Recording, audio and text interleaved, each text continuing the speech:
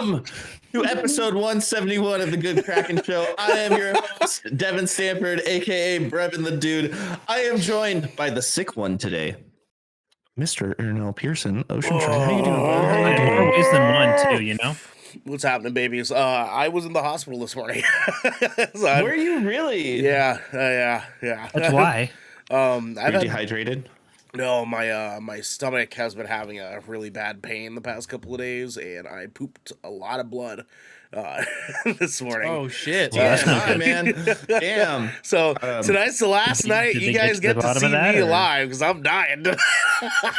Jesus Christ! Do it for the content. Take over 50%.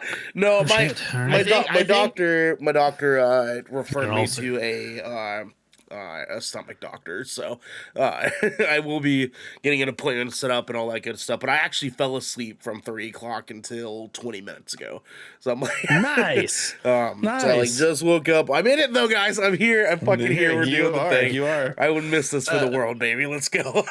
I'm saying this right now. If anything ever happens to me or Ernell, Garrick, you're taking one of our spots. Thank you for putting that on me. I love that. Thank you. Yeah, You're welcome. I love that sort of pressure. Joke's on you. I have the paperwork already. It's his like last will of testament. He's like, the ginger fuck gets my spot on the podcast. Well, I mean, you were the first co-host to join us, so there you go. It's just proper succession. You know what I'm saying? Esco, hi. We love you. Hi, Esco. Drink up. We love you. Yeah. Hello. Love you, Esco. Speaking of which, do everybody else's intro. I gotta get more water. All right. Let the sick boy be the sick boy. We are also joined by my beautiful little cherry blossom. Gallows Bartholomew. How you doing, Mr. Vermilion Beard? Big chillin', dude. Thanksgiving break starts today. Because like as soon as I got off work, I have no work tomorrow or Thursday or Friday, and then of course I still have my weekend. I got 5 days off. Ooh, it feels fucking good. I'm gonna play so many video games and watch so much fucking content. It just fucking love having free time, man. It feels so good. Snoochie boochies, man. Dude, what is free time? What is free time? I don't know. I haven't had a lot of it lately, so that's why I'm really excited to have some. Yeah, I'm actually pretty excited for this holiday weekend because that's a lie. I do have one band practice this weekend. Other than that, we have to get the squad together for some Pokemon. Like it's gotta happen. 100%. I mean, I'm gonna have pretty much Thanksgiving. Like I'm gonna go to my family's, and then afterwards, I'm gonna play Pokemon. Of course. Before we talk more about Pokemon. Exactly. But before we talk more about Pokemon, I want everybody to know about the one, the only, the greatest of the greats. The big dog, Twitch's very own DJ. He's like, fuck, a big dog? Where? What's up, my dude? What's up? How you doing? What is going on? I know we talked before. I'm being chilling, dude. My last class until break for the break, going into the break, I finished it. It was a Zoom class, and I crashed 20 minutes in, and I didn't go back. That's how you do. You're like that was a gift from the universe. That fucking Zoom crash. You're like fucking break starting early. I wasn't paying attention, dude. I was booting up with solos. Of course you were. I was like, man, and then I checked out. It's like every time we get into pre-show now, I just look at DJ, and if he's staring at his computer screen, I'm like, "Are you playing Call of Duty?" No, I'm not. I was not. I did not play COD at all.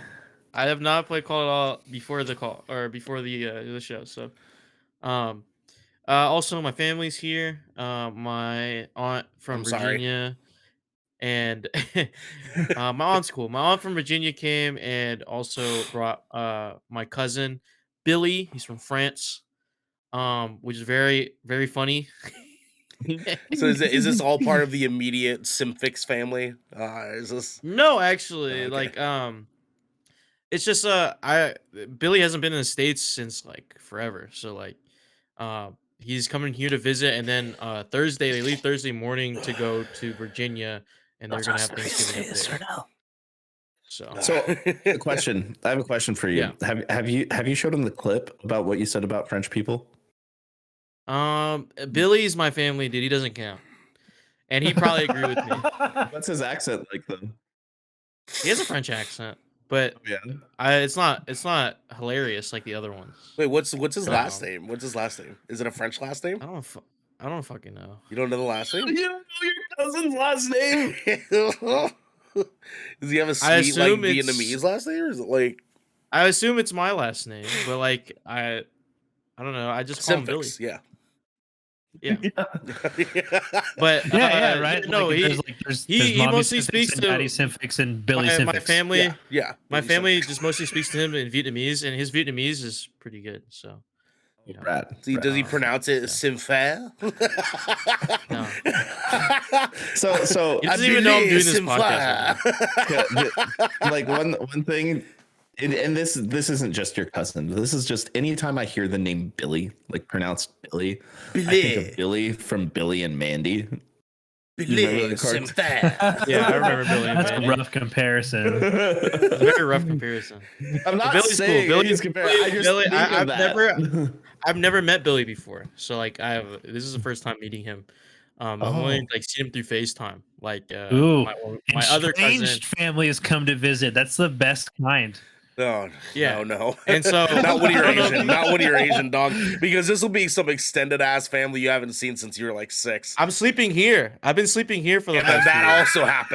also happens. That's the thing too. I literally I take the headphones off and I lay right there. My back and my shoulders have been killing. Hey man, I'm the owner of the house. I give up my bed to nobody. Simfa. He's like me back.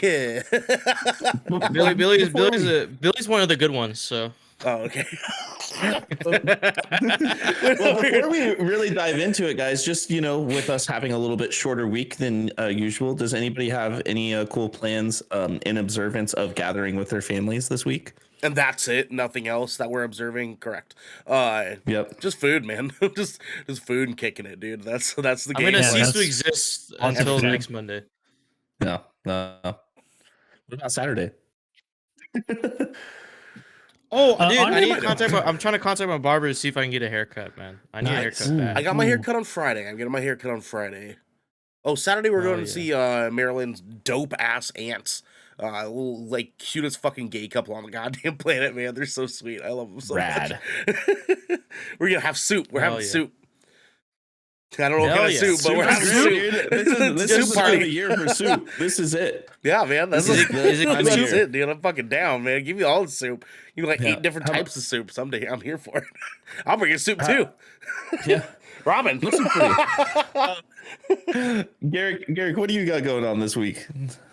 A lot outside of lots of food and video games. My father-in-law have a tradition we've kind of picked up. Because my wife is a aggressive Black Friday shopper, and like basically is gone all day long.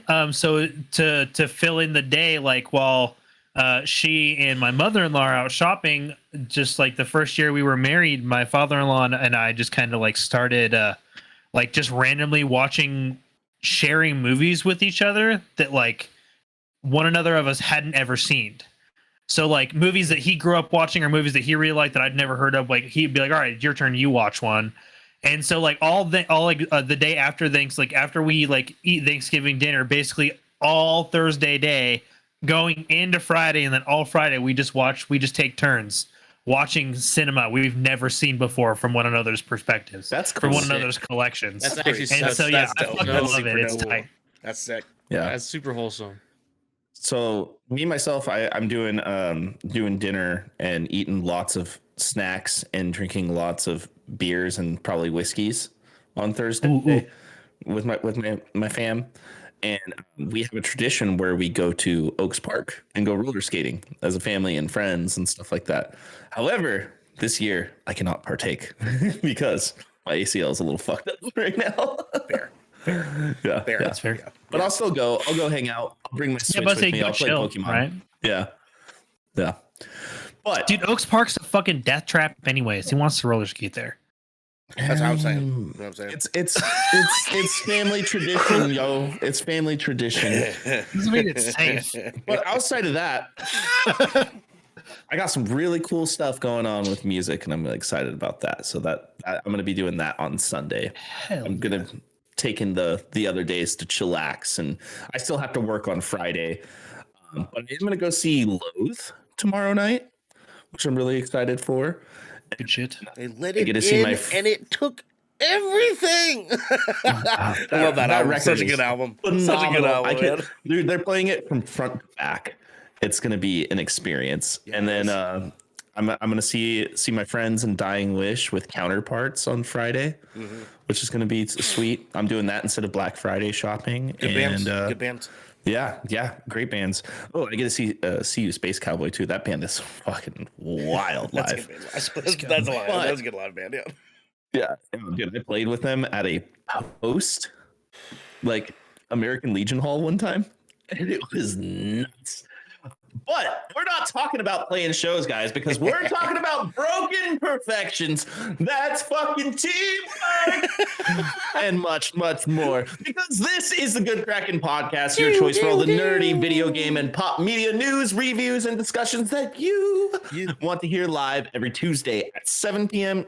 and Saturday at 12 p.m. West Coast, Best Coast time. If you're riding this wave, you can head on over to our Discord where you can submit questions and topics to the show, get exclusive content, and soon have early access before episodes go live on podcasts and video services across the digital sea. Yarg. Man, even the sick guy was more enthusiastic. What's going on here? Yarg! Yarg! If you've emptied your pockets for the latest and greatest in entertainment, that is totally fine. You can watch us record the show live right here at twitch.tv/Good Kraken Show.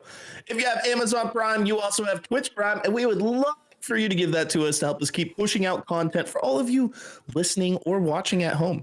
But you can also support us by going to our YouTube channel, clicking that beautiful bell, big red button. I mean, big red button. It's actually or by subscribing to our podcast channel by searching Good Kraken and leaving a review. Review.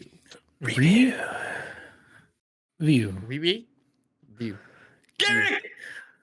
So, Snoochie Boochies, we got some captain's orders. Guys.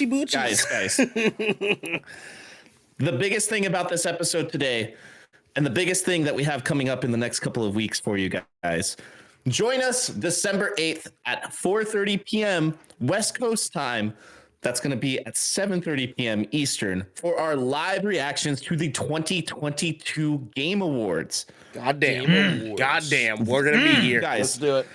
We literally took work off to do this for y'all. I'm so excited. Goddamn. Everybody's going to show up with their Jeff Keighley fit and their freshly shaven balls. It's going to be dope. Perfectly shaven balls, yes. Yep. Manscaped, get us. Manscaped, hit us up. Hit us up. Our emails are in the bio. What's up? Look, I almost bought you the other day, but I was like, no. I'm good. I'm waiting for that discount. Yeah. Give me the referral link. Give me that referral link. They tried to get me with that Black Friday, and I was like, nah. Jesus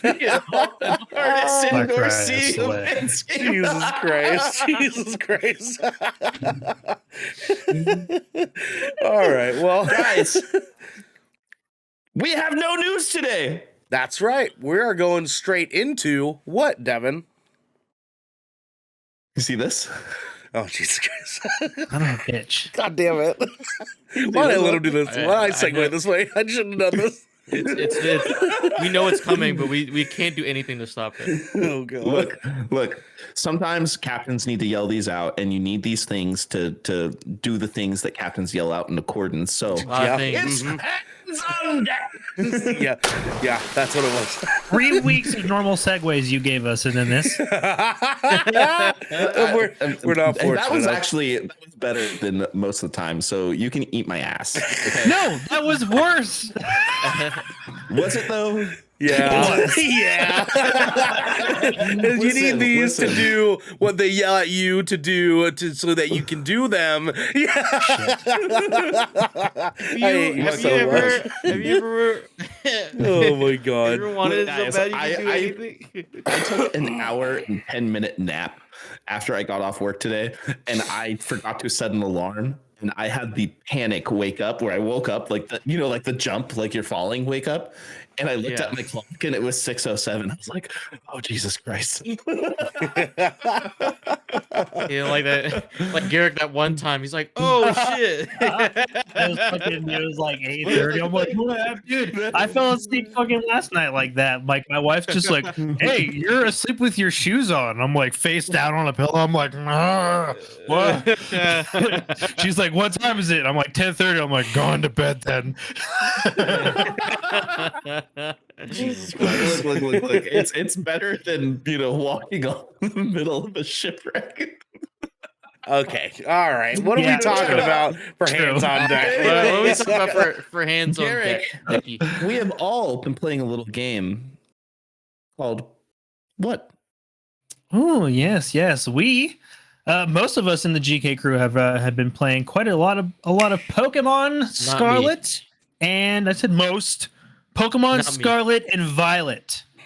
And that is right. There's definitely some things to be said about this game. Good and bad. Yes, that is true. That is truth. 100% true.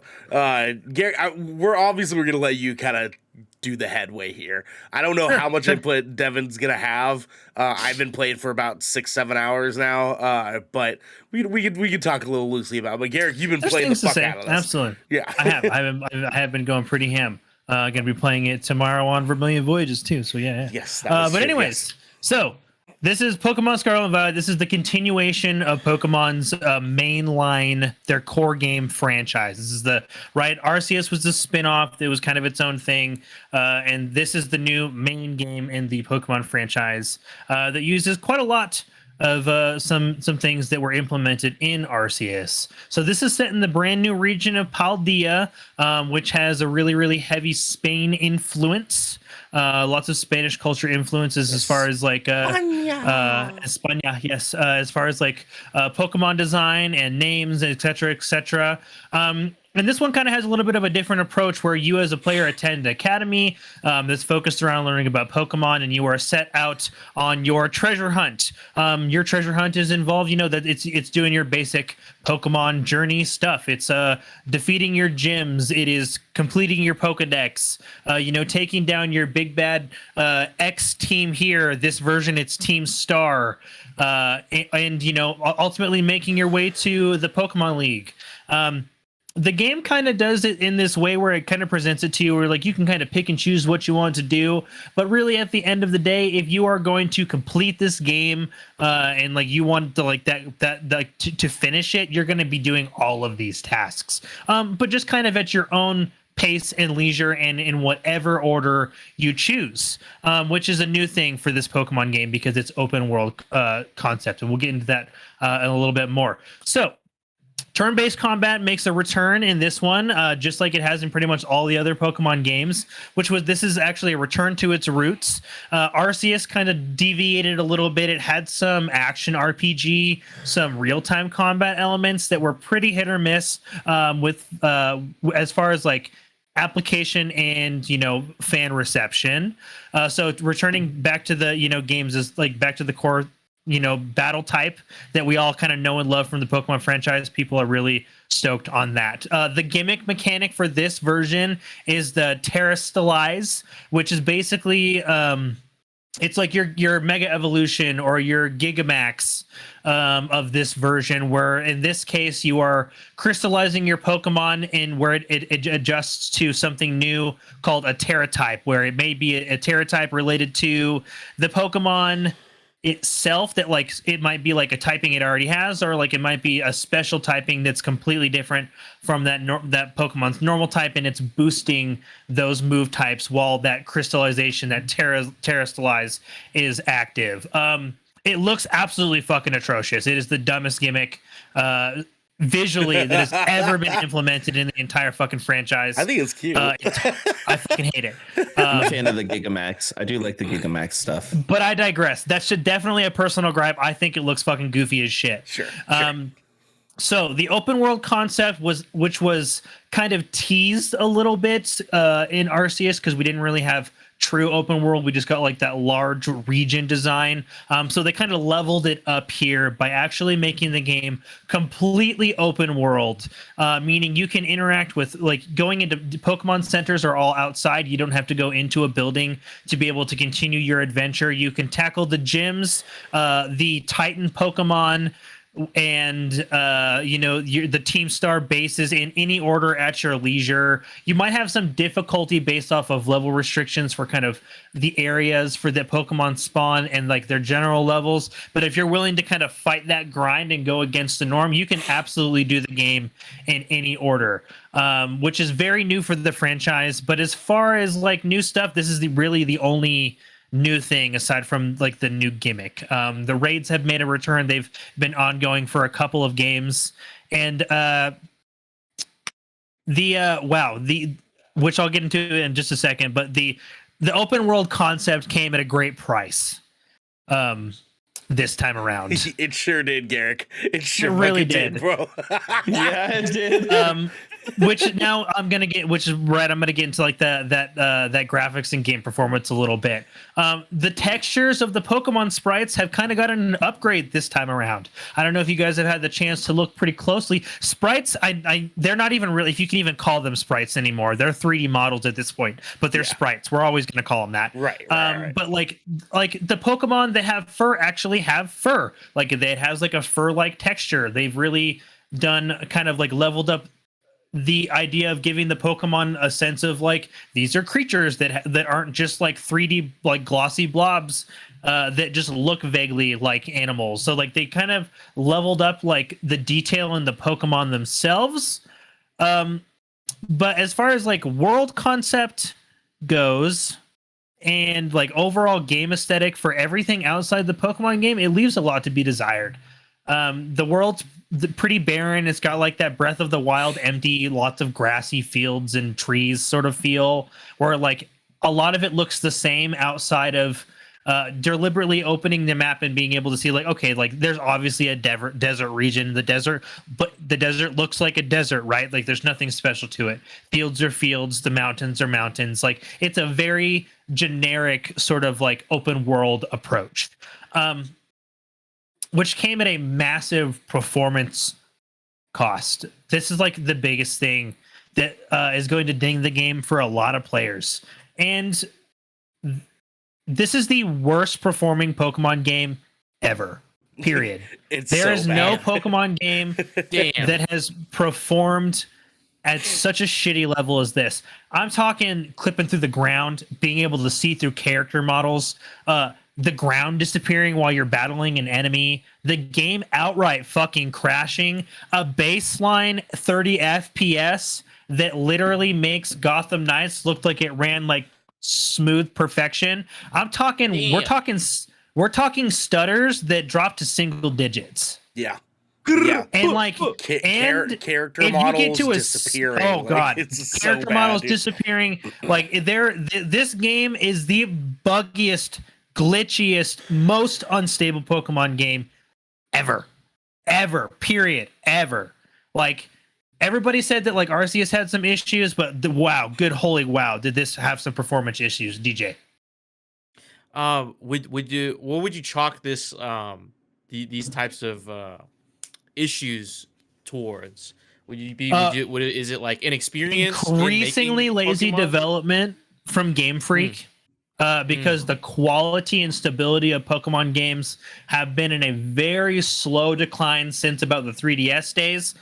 This just kind of nosedive. Like it took a sharp decline in performance this time around, for sure.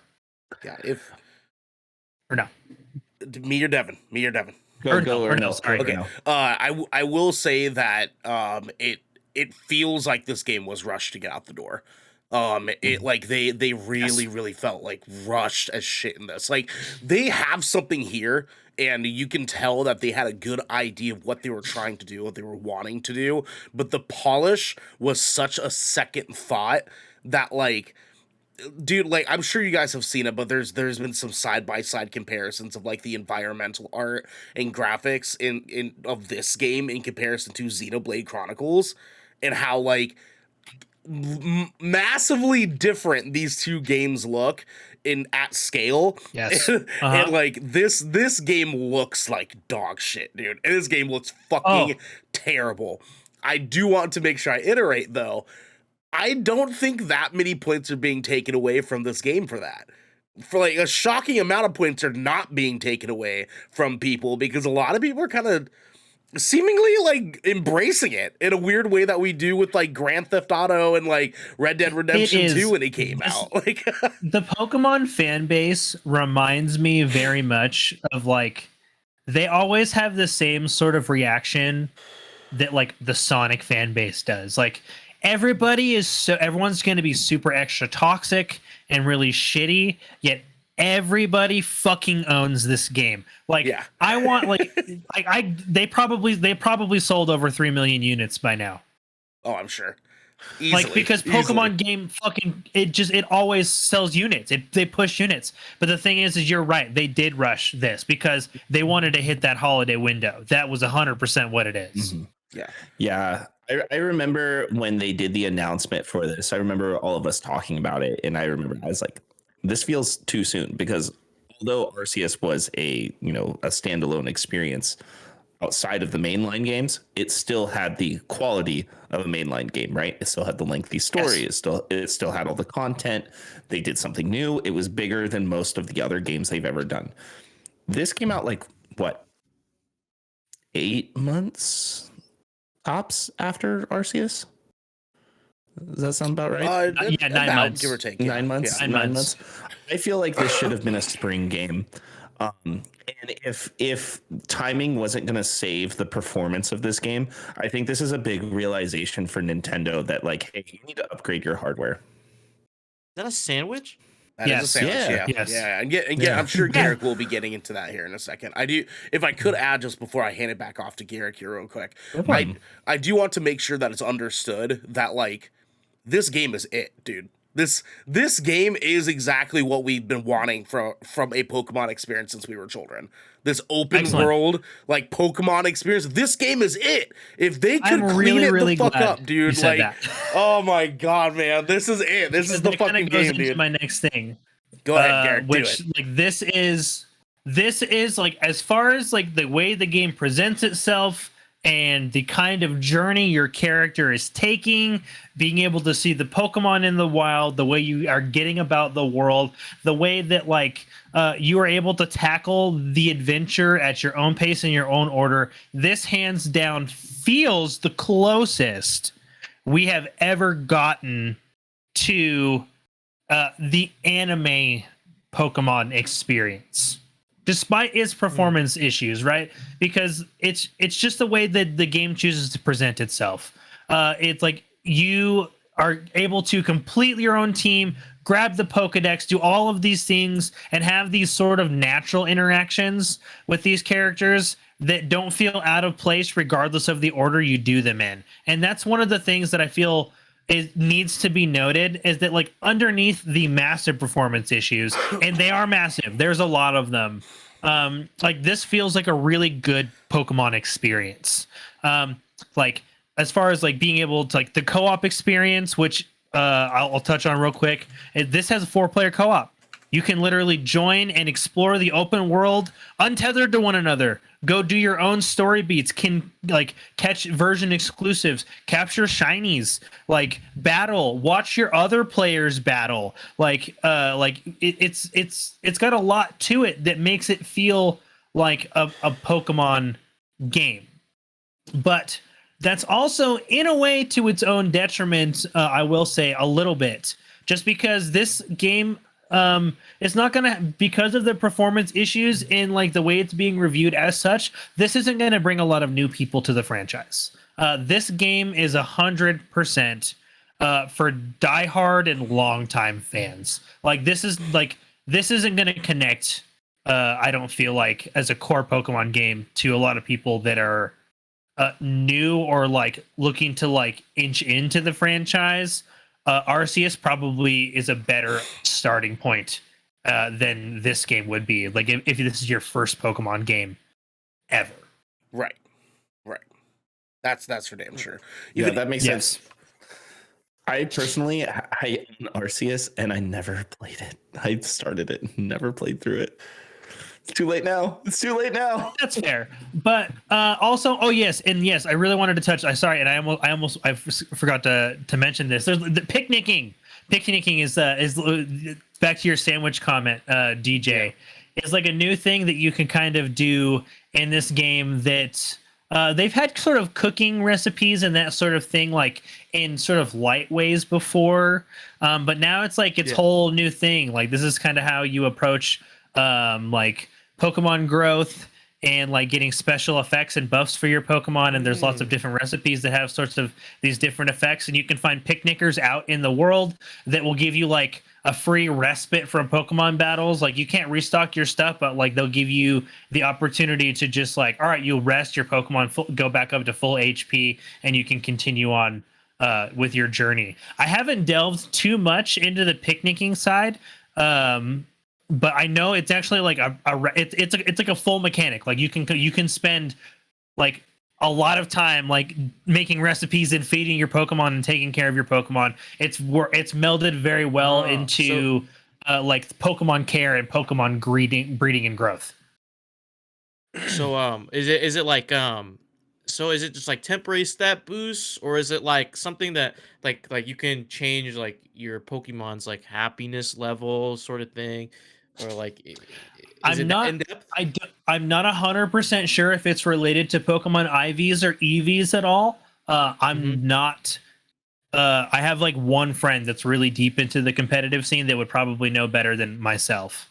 So I don't know if it has to do with like the more competitive side of like Pokemon training and like the competitive part of breeding, but I would not be shocked if it did in some way, as the Pokemon franchise tends to balance their games for their competitive scene. Yeah. Understood. Yeah. Has it helped y'all in y'all's playthrough doing the picnic feature? Has it been like a core thing? I've ignored the mechanic completely and it has not hindered my gameplay at all. Yeah. But I also know that our good friend Josh, that motherfucker be cooking. Like he is making, he's got like triple the recipes that I do, because like there's something about the mechanic that he obviously finds enjoyable, or that I'm missing because I have chose not to engage in that mechanic very much. So like I'm sure it could be a benefit, but it does not seem so crucial that you need to use it to succeed. I feel like in a lot of other games, I'll use Breath of the Wild for reference. Those stat boosts can probably come in handy when you need it. Like if you're doing like a raid or a dungeon or something, and there's a difficult Pokemon at the end of it, those stat boosts would probably help out. So, I'm interested. I know, like in Final Fantasy 15, the food got really important near the end of the game. I'll just say that much when you cook and stuff like that. I just wasn't sure what the food stat boosts were for, because it's they don't really explain it, and I've been off of Pokemon games for a really long time. So like going and like getting introduced to the food mechanic and like what that does for your character, your Pokemon, whatever it is, isn't explained at all. Like it just says like +1 dragon and like adds this and adds that, and like like that's all I've kind of got out of it. So I've just been eating random shit that looks actually yummy IRL, and just hoping that it does something cool for me, and I put a good amount of money into something important. So I mean, Garrick, do you know what the stat boosts are for? Like what the eating the food actually does? You know what? I gotta be completely honest, just because it's a mechanic that like I've kind of ignored thus far in my playthrough. I'm like way more interested in it now because I didn't understand the depth of the mechanic. Because like Ernell said, it's not explained very well at all. So I was just like, oh yeah, fucking picnics or whatever, right? The only time that like it's ever really come up outside like has just been on story beats because there's one character that cooks like sandwiches and like is obsessed with picnicking. But outside of that, I haven't really understood much as to what like the Pokemon's it's done for the Pokemon's benefit. I don't know. Devin, did you find it? No. Okay, I did. Searching for it. It grants extra stat or reward increases when you do Terra raid battles. Ooh, so that is kind of important. Okay. So it's an end game, so it has benefits for Pokemon growth and your end game loop as far as crafting materials and keeping stock. Yeah. Okay, there you go. Okay. I like that. That. Now I do want to iterate this because I feel like it's worth playing. But Garrick, do you think this game is still worth playing with all of its flaws included? If you are a Pokemon fan, if you're a diehard fan of the franchise, this is a great game. Like it's buggy as fuck. I will not sugarcoat that at all. There's like I wasn't kidding. This really is like when it comes to a Pokemon game and not performing well, this is the cream of the crop when it comes to dog shit performance. Like it really does not perform well.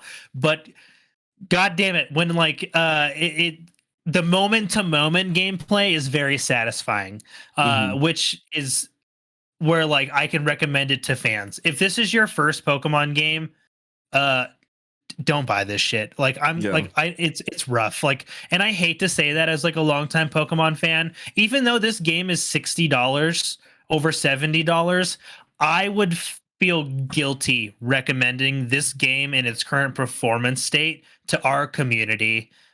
Especially somebody that might just be listening to this for the first time that might buy this game off of our review.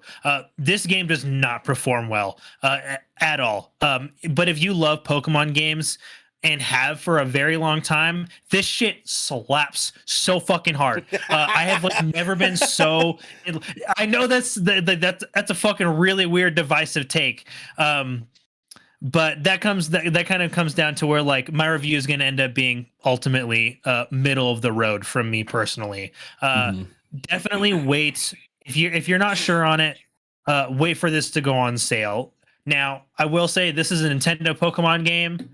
Good fucking luck ever catching this shit on sale. It never happens. Ever.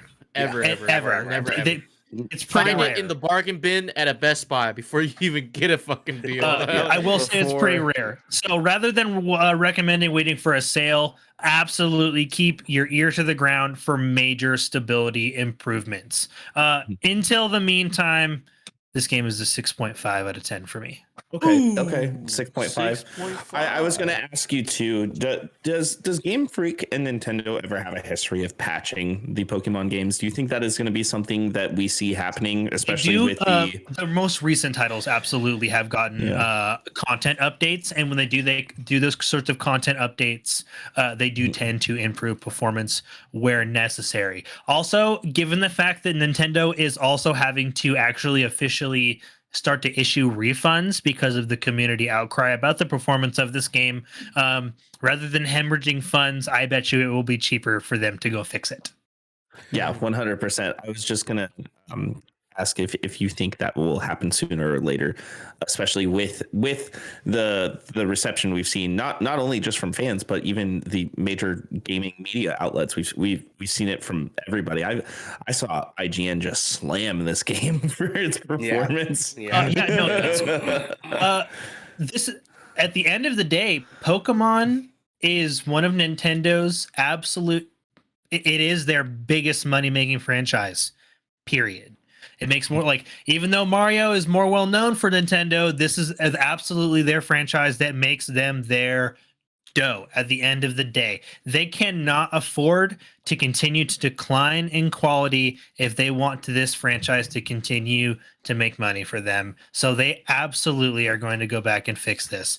The timeline for that, I don't know, because Nintendo absolutely does shit at their own fucking pace, whatever that means. So sometimes it'll be like, they'll be like, all right, we're going to patch this shit in a month. But like, it's just as equal that we won't see anything for a whole year. Like it's just like Nintendo literally marches to the beat of its own drum, and that is like that's the biggest point of uncertainty when it comes to like them fixing anything that might be technically wrong with this game. Devin, have you played enough to feel like you want to add on to a score? No, I think a 6.5 is actually, I would agree with that for where we're at right now with the game. I've already fallen through the map probably 3 times already. Yeah. And I've seen some clipping of characters in the world, whether it be Pokemon or other trainers. And but I am going to keep playing the game. I do agree with the 6.5 right now. I would like to say this is a review in progress because I feel like we all want to put more time into this game and beat it, and also see what kind of performance developments come along with time.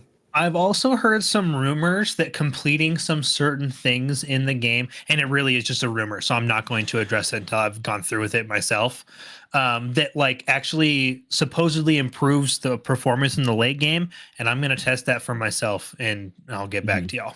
Yeah. DJ, you had your hand up? Yeah, I was gonna ask, like, when you guys do hit those those bugs where you fall through the map, or like, that pop ins or whatever, do you have to like restart, or do they have a safety net in place like how Fallout does? If you reach like a certain like threshold, like they'll pop you right back where you like were the nearest like sector, whatever the fucking the code. Devin, what's happened to you? Or I've experienced it both ways. I've had the infinite fall, and it looks like I'm swimming in a giant square of blue. I've been popped back up. I've only had the infinite fall once, but the other 2 times I fell through, I like fell through the map and only went down slightly, but I was moving forward at the same time, and then I popped right back up. So yeah, okay. And they do have a it's kind of hit or miss when it comes to like whether you fall through things, but there is a mechanic in place for it where if you fall to a position where your character can potentially get stuck, you can hit Y and it will teleport you to where you were previous to the fall. Yeah. Okay. Yeah. I've gotten a fall with a message that you get when you fall into water, which is your character splashes out of the water as fast as possible or some shit like that, and then it just landed me right back to where I was before the fall happened. But yeah, to give you an answer, yeah, it pretty much puts you back to where you were. For the most part, there is an infinite fall that I have seen some people run into. That's pretty egregious, but at that point, you just reboot the game. So. Yeah, you got to restart the game. Yeah. Understand. So good, dude. Yeah. So 6.5, guys. In review in progress. We also have to finish it. Well, hold on. I don't agree with the 6.5. Actually, He doesn't. I think this game's a 7.5, regardless of the bugs. Which would put this at a 7. But I say that because I feel like the performance is only one part of a grand experience that is this game. I'm of the mind that like this game has like the body and the essence of exactly what we're looking for in a Pokemon game, and it does all of those things correctly. That like the performance issues are kind of just like a secondary thought for me a lot of times. Like they are a bit egregious, and a lot of times like it's ridiculous. It's over the top shit, right? But like for the most part though, it doesn't take away from my experience. Like I'm still able to do the things that I need to do. A lot of the graphical bullshit that happens is like characters that are not even involved with my actual like combat walking into the middle of the battle. It has to do with like a character that I'm talking to and someone in the background just falls through the floor. Like things like that don't actually like keep me from making progress in the story outside of like the infinite falls. But again, that's as easy as just restarting it or hitting Y, as Garrick said. I don't feel like that they take away from the experience as much as I want them to. But at the same time, I have to dock away some points because Game Freak should be better than this at this point. So even though it's not the 8.5 out of 10 that I want to give it, I don't necessarily think that it's a 6.5 for me. That I want to dim it down that much personally. So I mean, I give it a 0. Each their own. I didn't play it. To each their own. For me, it's a little bit more than just the performance. Again, the frame rate lag, huge thing for me. I play most games at 90 plus frames per second, at least. Yeah. So when you get down, when it's like sitting there at like 9 frames per second, it's like, good God, I want to throw my Switch at the wall sometimes. Again, I do have a base Switch, like the first ever console that was released. Mine too. So I do want to put that out there as well. But, going off of the art style and the graphics, it looks like Play-Doh, man. It really does. And it's kind of disappointing. And that I wish there was just a little bit more texturing to the game. Like, I'm okay with the color palettes and stuff like that, but it would be nice to have a little bit more texturing, because some of those grassy fields are just like bumpy green. And that kind of takes away from it for me personally, especially for a game coming out in 2022. I mean, Breath of the Wild was one of the games that launched with the Switch, and that game has far more detail and runs far more better in an open world setting, So that's kind of what I'm comparing it to. Or look at, Super Mario Odyssey. That game still looks fantastic to this day, So that's where I'm also agreeing with Garrick on this rating, is comparing it to other games that have come out on the console within the last, was it almost 7 years now? It's been a while. Yeah. 6 years. Long time. Yeah. We need some new hardware, Nintendo. So with that being said, I will let Ernell do a 7 on this. Hey, that's Or fine. give Ernell a 7. Give him a 7. He'll rethink that choice when he has to restart a base because the game crashed. Yeah. And then he'll be like, all right, fuck. That happened to me. It is a 6.5. He's just like, God damn it, that happened. There's a 4. There's a fucking 4. I had a battle I was going through. I was fighting a trainer that I really shouldn't have been fighting at. Like, his Pokemon were probably at least 3 to 4 levels higher than mine. And here's the thing. My team was not set up to fight him. Not at all. He had my weaknesses off the bat. And I was like, damn it. Yeah, but that's just because it's open world, though. You can... No. That's the game crashed in that battle. Oh, when I was winning. Oh, okay. Sorry, sir. Sorry, sir. Yeah. That was you were about to hit an at all odds, against all odds type of thing, and then they're like, no. That's not how your story goes, brother. Back at the starting house. Nice. Love that for you. Yeah. Bummer. So, well, guys, we do have another segment to move into. Yes, but we do. Before we move into that segment, I want to remind everybody that they can support us over on our Discord, where soon they can get early access to this episode before it goes public. They can write into the show and they can get content ad free. But if you're hearing this, you probably aren't on our Discord. Well, I mean, I know a handful of you guys are. I can see you all in chat. But for now, here's a word from our sponsors. This piece of good Kraken content is brought to you by Glide mousepads. The world is changing, and the demand for PC gaming and work from home setups has never been as wild as it is right now. Having the best of the best in PC accessories only makes it easier to get your work done before you jump right back into the fray of the digital sea. And Glide knows exactly how to make that happen for you.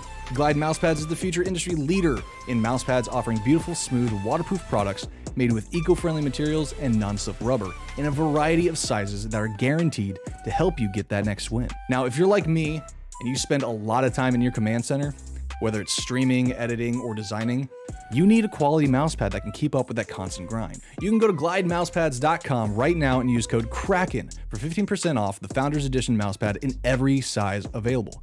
Again, that's code KRAKEN, KRAKEN, for 15% off any Founders Edition mousepad today.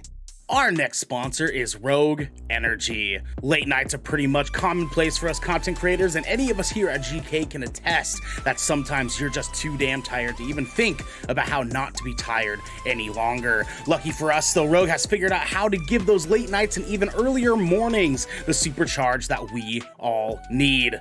Rogue Energy is a low-calorie, no-sugar energy formula that is the perfect alternative to sugar-filled canned energy drinks and sodas. Every formula Rogue Energy produces is designed with optimal levels of high-quality ingredients and no chalky textures. Being the only gaming drink company in the world with 4 unique product lines to suit your task at hand, Rogue Energy strives to improve the in-game performance of gamers, streamers, and content creators around the globe. Check it. We have been drinking the ever-living crap out of this stuff. If I'll be completely honest with you, me, Devin, Garrick, Xander, Raven, Genesee, all of us here at GK absolutely adore this drink. It helps us in the mornings, helps us in the evenings. You guys know how it is. We've been going on about this forever, and it is no exception now. It's still taking care of us to this day. You can head on over to rogueenergy.com and use code GKRAKEN for 10% off your purchase of any shaker or formula tub of your choosing. That's GKRAKEN for 10% off any shaker or formula tub that you'd like. Now, back to the show.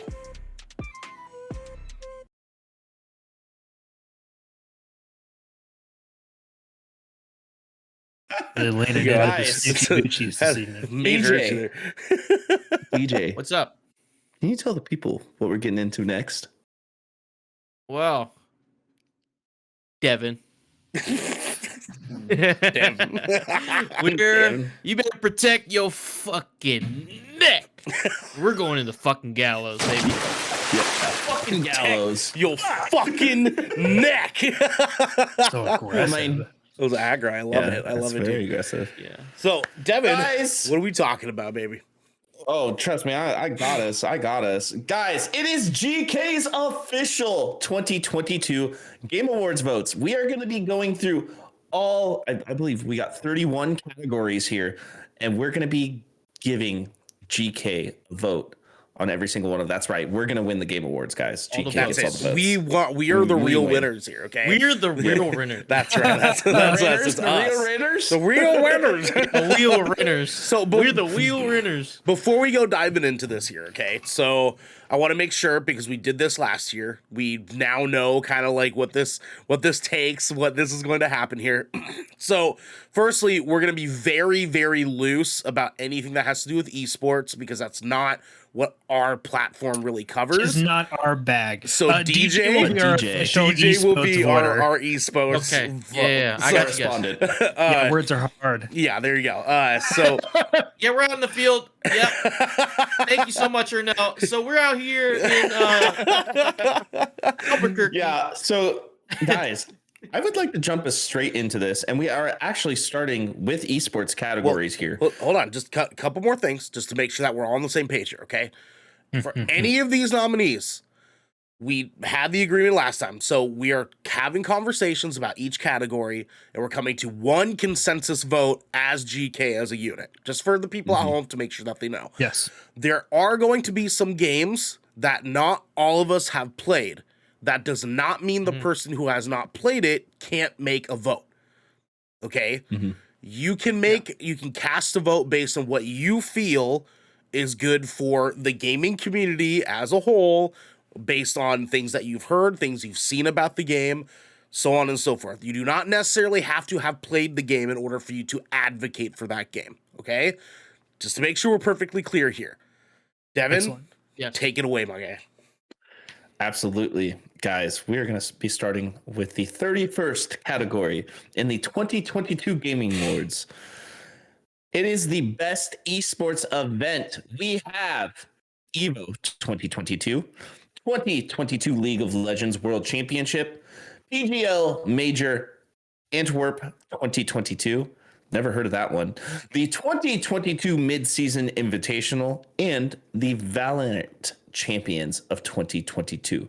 DJ, Devin, if you could, for our audio listeners, could you describe what this best esports event connotates to there? Absolutely. This is recognizing an event across a single or multiple days that delivered a best of class experience for participants and the broadcast audience. Just so people know what we're voting for here, okay? So, DJ, my man, what do you think is a good vote here?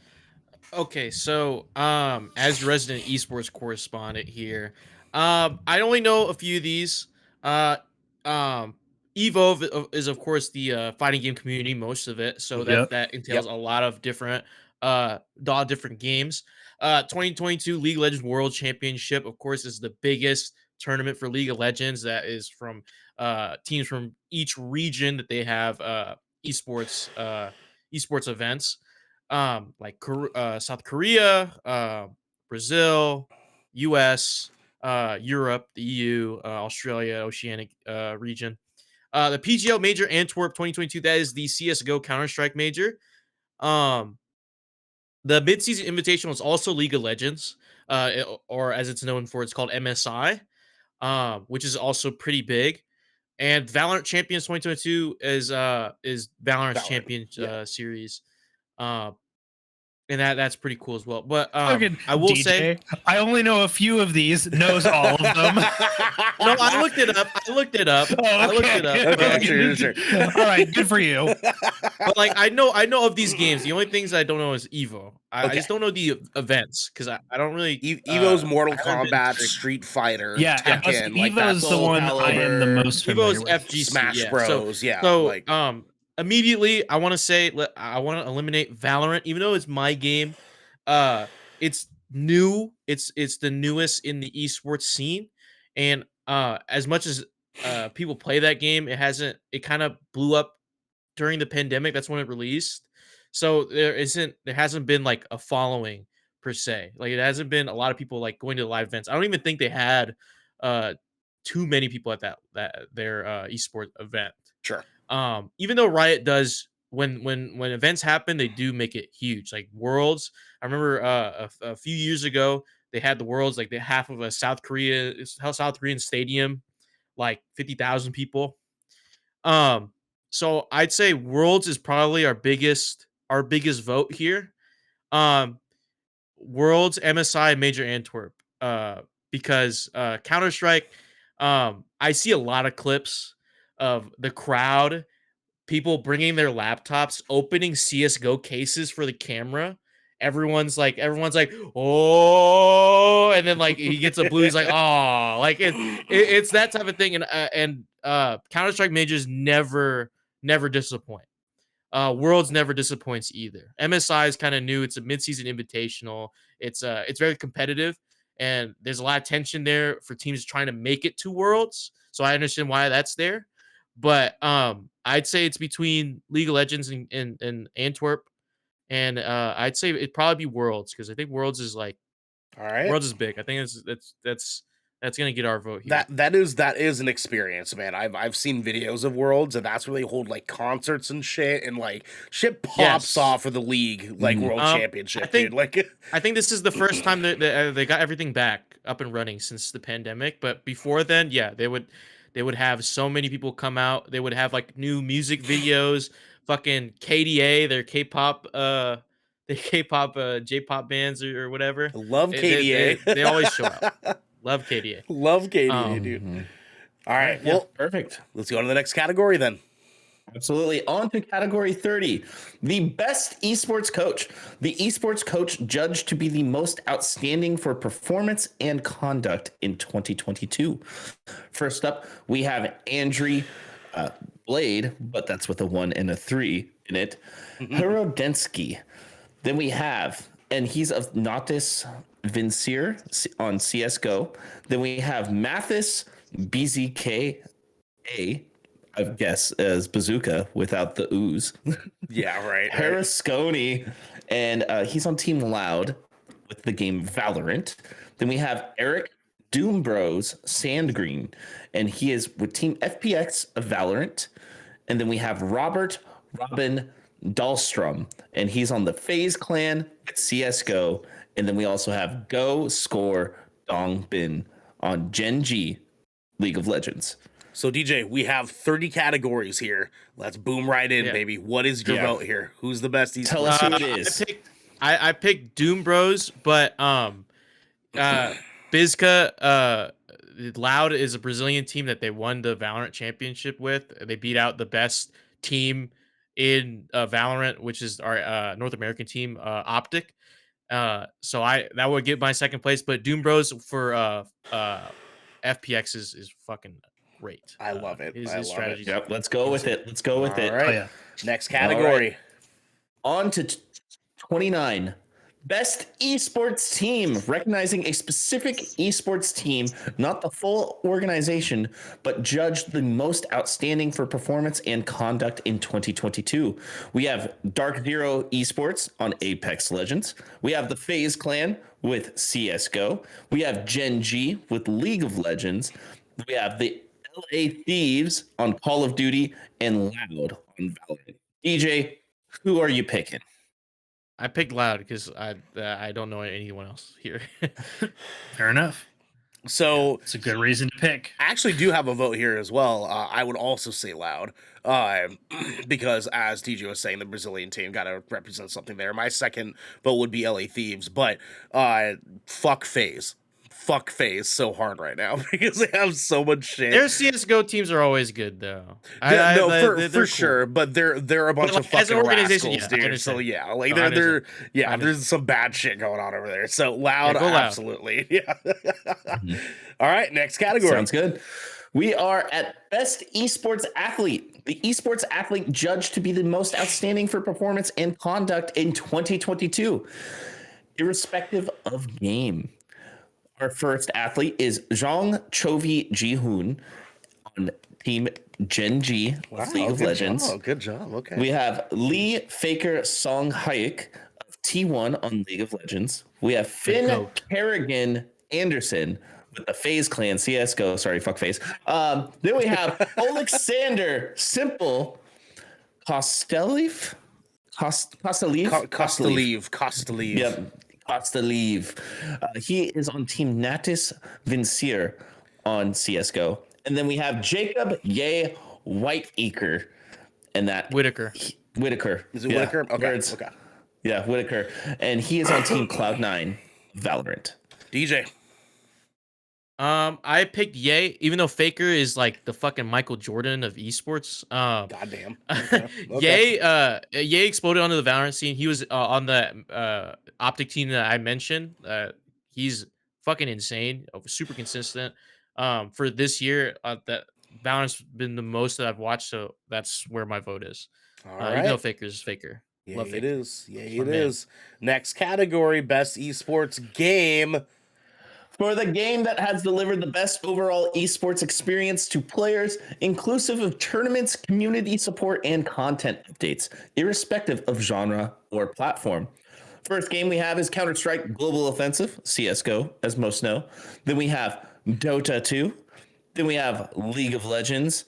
Then we have Rocket League and Valorant. Now, I have a pick here. Same. Yeah, I think we can kind of come into this. We can open up the discussion here. Yeah. So Devin, go ahead. You guys go first. You guys go first. Now, I have tried out a few of these games here. I have stayed away from MOBAs for the most part, even though I know those are the most popular of all of these games. We know that. It's just not my niche. But as I have friends who play a lot of esports and tournament base in this specific game, and it's really exciting seeing them be good. And I've played with them, and I've watched them literally just destroy. I can't play with them. I pretty much feel like I'm going around when I'm with them. Sure. But I'm gonna go with Rocket League because I have an amazing time playing that game, whether I'm by myself or with my friends. Okay. Garrick, what's your vote? Despite the fact that I will never play it again, I feel like the game is actually in the best place it has been community-wise in a really, really long time. And I'm not sure what's changed. Maybe it's just been a shift in the way they handle things since the pandemic. But League of Legends has my vote. I like just with them like being in full swing, like the game just feels like it's in the best place it's been in quite a long time. Yeah, it was good until the latest update. I would agree with you. Of course, right? I my vote's also for League of Legends. I think that the game has consistently been at the top of the top for a reason. The everything that goes into League of Legends that is not just the game League of Legends makes it so much more of an experience than just the game. I think that's a big part of what makes it a good esports game, generally speaking. If you had to ask me personally, on a personal level, CSGO is always going to be a classic, right? But I think that League of Legends is doing something. They're going to continue to do something going forward. So, DJ, what's your vote? Well, I've gone into the esports scene for Valorant. I've played competitively in like tier 4. Tier 1's like the highest level. Tier 4 is like where I'm at. Sure. That's what I put my vote for. But I honestly have to agree with Devin. in the fact that Rocket League is incredible. I've watched a few games broadcasts for Rocket League, and they're super entertaining to watch. Even though it's just fucking cars hitting the ball, it's like car soccer. It's literally the casting, the community events. I've never heard anyone complain about Rocket League to me. I've heard everyone complain about Counter-Strike, League of Legends, and Valorant to me about any change, right? So my Rocket League will be my vote, but I also agree with y'all with League of Legends. If you guys want to go League of Legends, I mean it's been what almost over a decade of this game being released and being out. I mean, it started esports. I mean, Dota 2 really started. We wouldn't have this conversation without League of Legends. Fuck Dota 2. Yeah, 100%. We wouldn't have this conversation without League of Legends, though. Yes. I'm actually okay with us flipping a coin for here, because I think like having a 50-50 vote here. Yeah, Devin, I'll accept either. Devin, do you have the coin? I'm not gonna lie, guys. I actually lost the coin recently. Okay. Okay. Well, I might have a coin though. Let me check. A coin. I have Akon. I have the hit R&B singer Akon.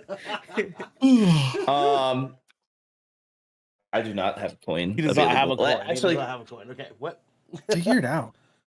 Figure it out. Oh, my wallet's right Google here. Has a coin flip thing. I have a quarter. I got a quarter. Okay. All right. Okay. Okay. Ooh, it's a fancy quarter. What happened to the Fallout coin? We need the Fallout coin back. I don't know. I'm actually kind of upset because it is from the collector's edition of Fallout 4. So find it. All right. Tails for Rocket League. Heads for League of Legends. Yep. Oh man, it would help if I didn't drop. Okay. The coin. Oh my god. It would not be good Kraken if we weren't just completely unprofessional about this. It's all right. It's all right. I have another coin. Oh my god. He lost the coin. It's dark in my room. All right, here we go. Heads for League, tails for Rocket. Yeah. Heads. It is going to be League. It's going to be League of Legends. All right. I like it. Not even slightest bit upset about that. Next category. I got it. Our next category is going to be most anticipated game, recognizing an announced game that has demonstrably illustrated potential to push the gaming medium forward. The first game on the list is going to be Final Fantasy 16 by Square Enix. Next up, we have Hogwarts Legacy from Avalanche Software and Warner Brother Games. Then we have the Resident Evil 4 remake by Capcom, Starfield from Bethesda Game Studios and Bethesda. And then we have The Legend of Zelda Tears of the Kingdom by Nintendo. My friends, I'm going to go. It's a hard category. It is a hard category, but look, the most anticipated game off of this list, in my perspective, for a worldwide phenomena, is going to be The Legend of Zelda: Tears of the Kingdom. Okay, all right, all right, DJ. I've been on the fence with this one. This was a hard category for me to vote for. It was between RE4 and Hogwarts Legacy, actually. Leaning more towards Hogwarts Legacy. So I just after seeing those pictures of like the character creation, I was like, oh fuck. I'm like, oh shit. This is gonna be cool. This is gonna be cool. So Garrett. Actually, no. DJ, what's your pick? What's your final pick between the two? Hogwarts Legacy. Hogwarts. Okay. All right. Garrick. This one was dude. This is actually a super tough one. As much as I think I really still wanted it to be Starfield, I think the delay crushed some of the hype for a lot of people. Yeah. And rightfully so. But I also watched the combat detail video recently for Hogwarts Legacy, and those motherfuckers are going to let you equip 16 spells at a fucking time. Yeah, that's Hogwarts Legacy. Yeah. Okay. All right. That's pretty good.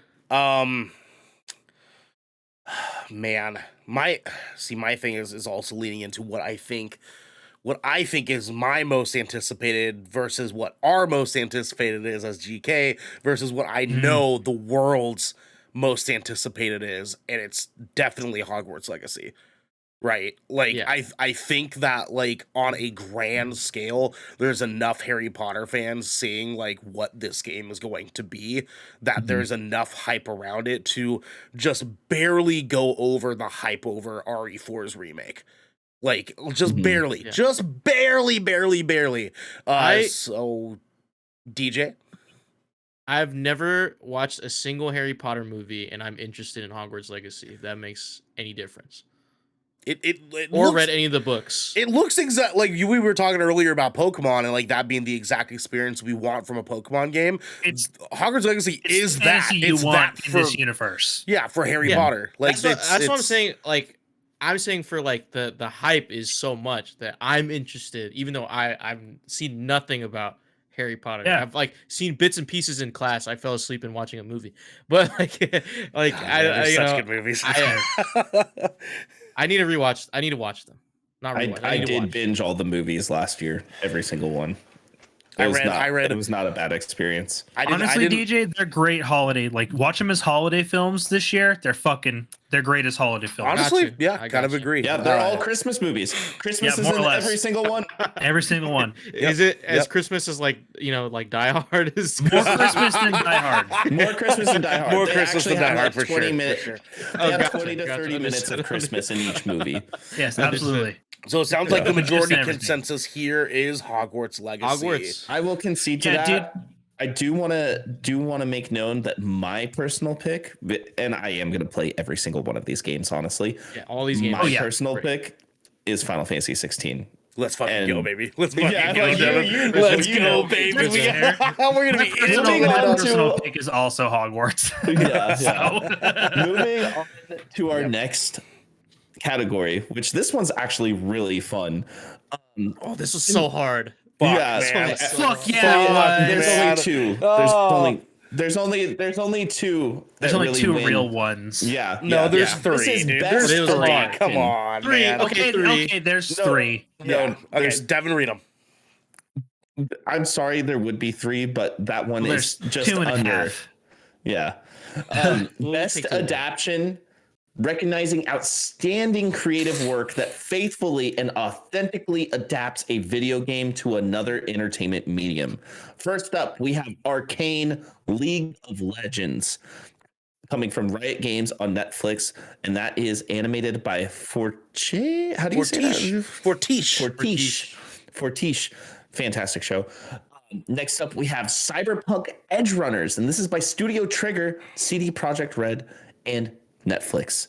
Then we have the Cuphead show, the Studio MDHR, King Features, Syndicate on Netflix. Then we have Sonic the Hedgehog 2 by Sega Sammy Group and Paramount Pictures.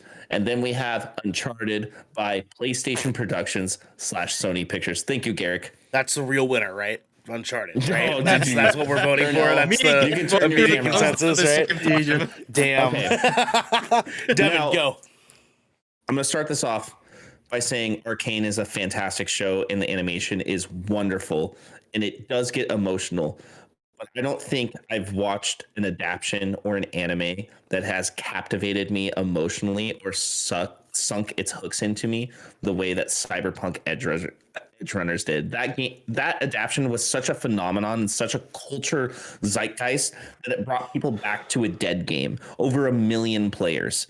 And that game has never been doing better, ever. So my vote is for Cyberpunk Edge Runners. DJ.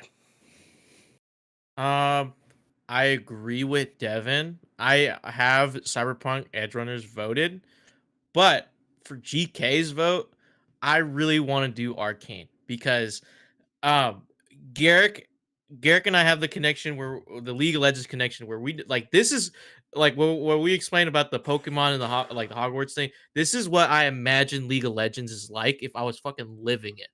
Okay, like the art style is great.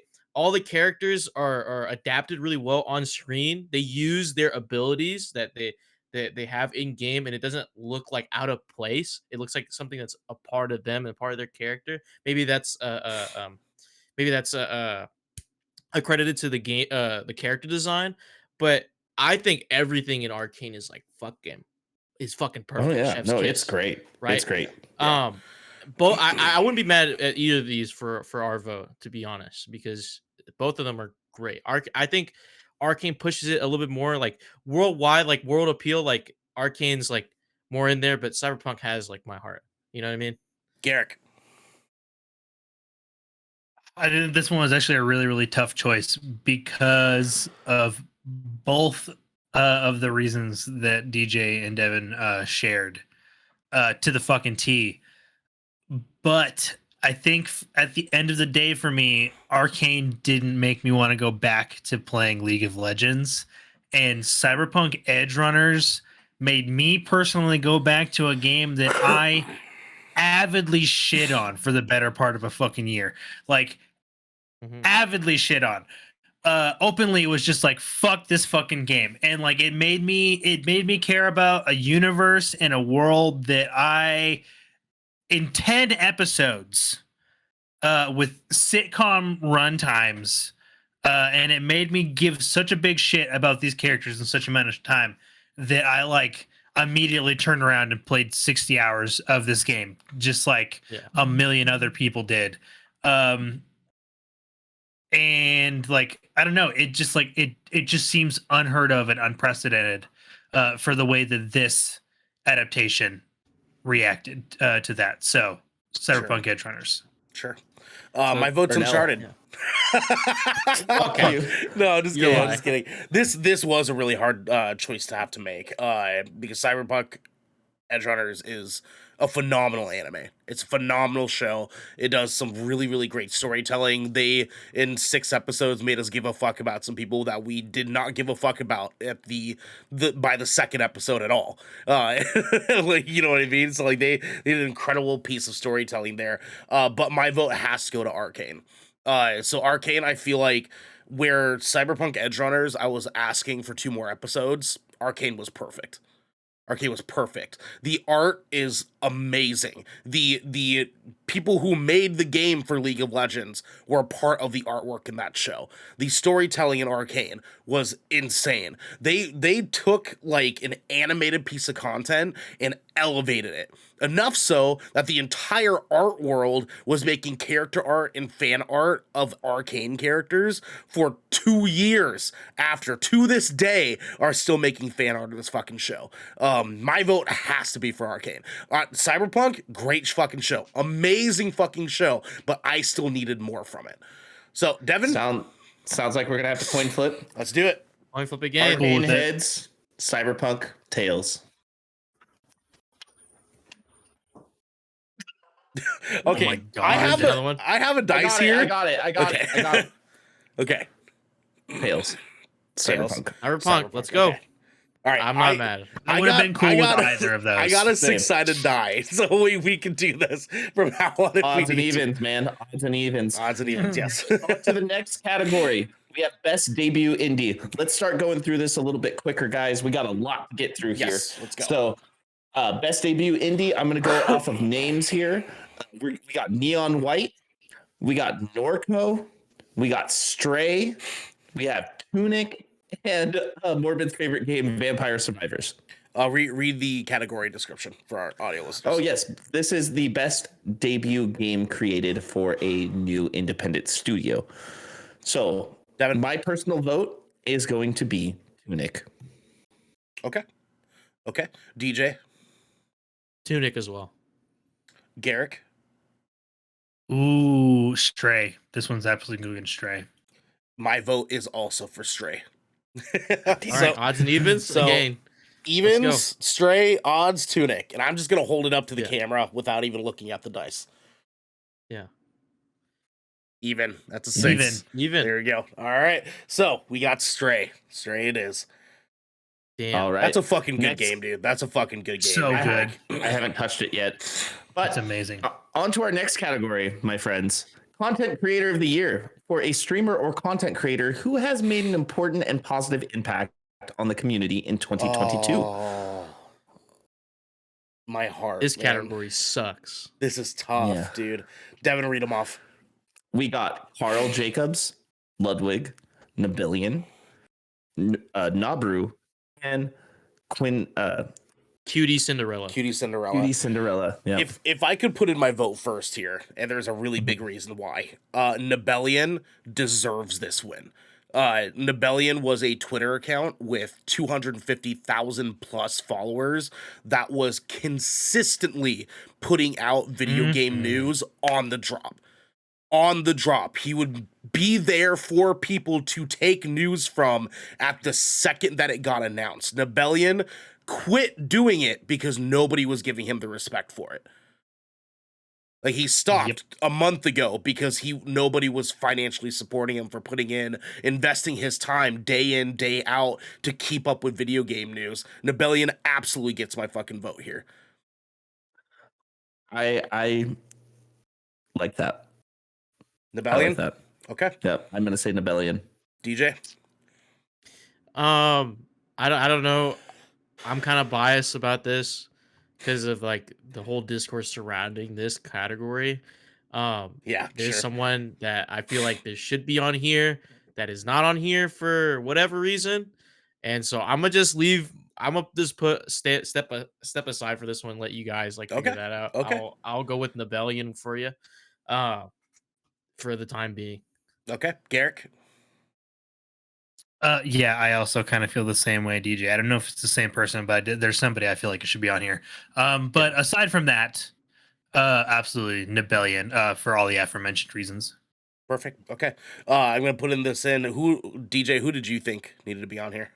Kai Cenat, man, he had the fucking biggest fucking blow up by any content creator ever. I think he's like still number 2 on Twitch. Okay. I don't know why he's not listed here. I don't know. Like, I'm not no disrespect to anyone else on this list. Like, I don't know what they've done because I don't keep in touch with them. I didn't know who Nabillion was until you mentioned him. So you know, I'm sure you've probably seen some people quote tweet his shit in reaction to like some of like the new stuff he's put out. Like if you went and saw his Twitter, you'd probably be like, oh fuck, it's that guy. Right, like that's why they put maybe this face I don't know. on there. I've just never seen his name nor that profile picture before. Yeah, so sure, I got you. Garrick, who did you think? It's a content creator. His name is Jake Randall. Okay. And he's a content creator that was really heavy on Twitter.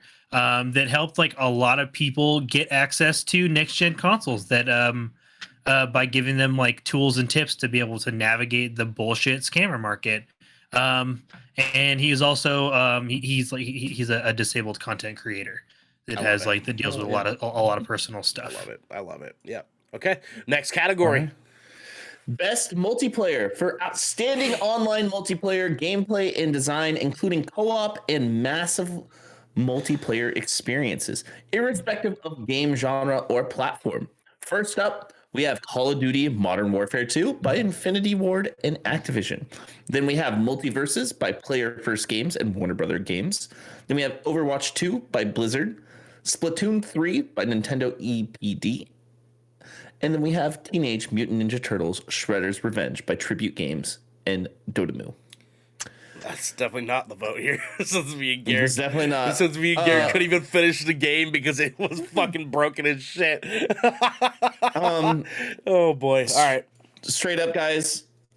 You knew that I fucking sweated Multiverses. You guys knew that. Yeah, I sweated that game. It was fun while it was here, but I feel like that game has come and gone in the community at this point.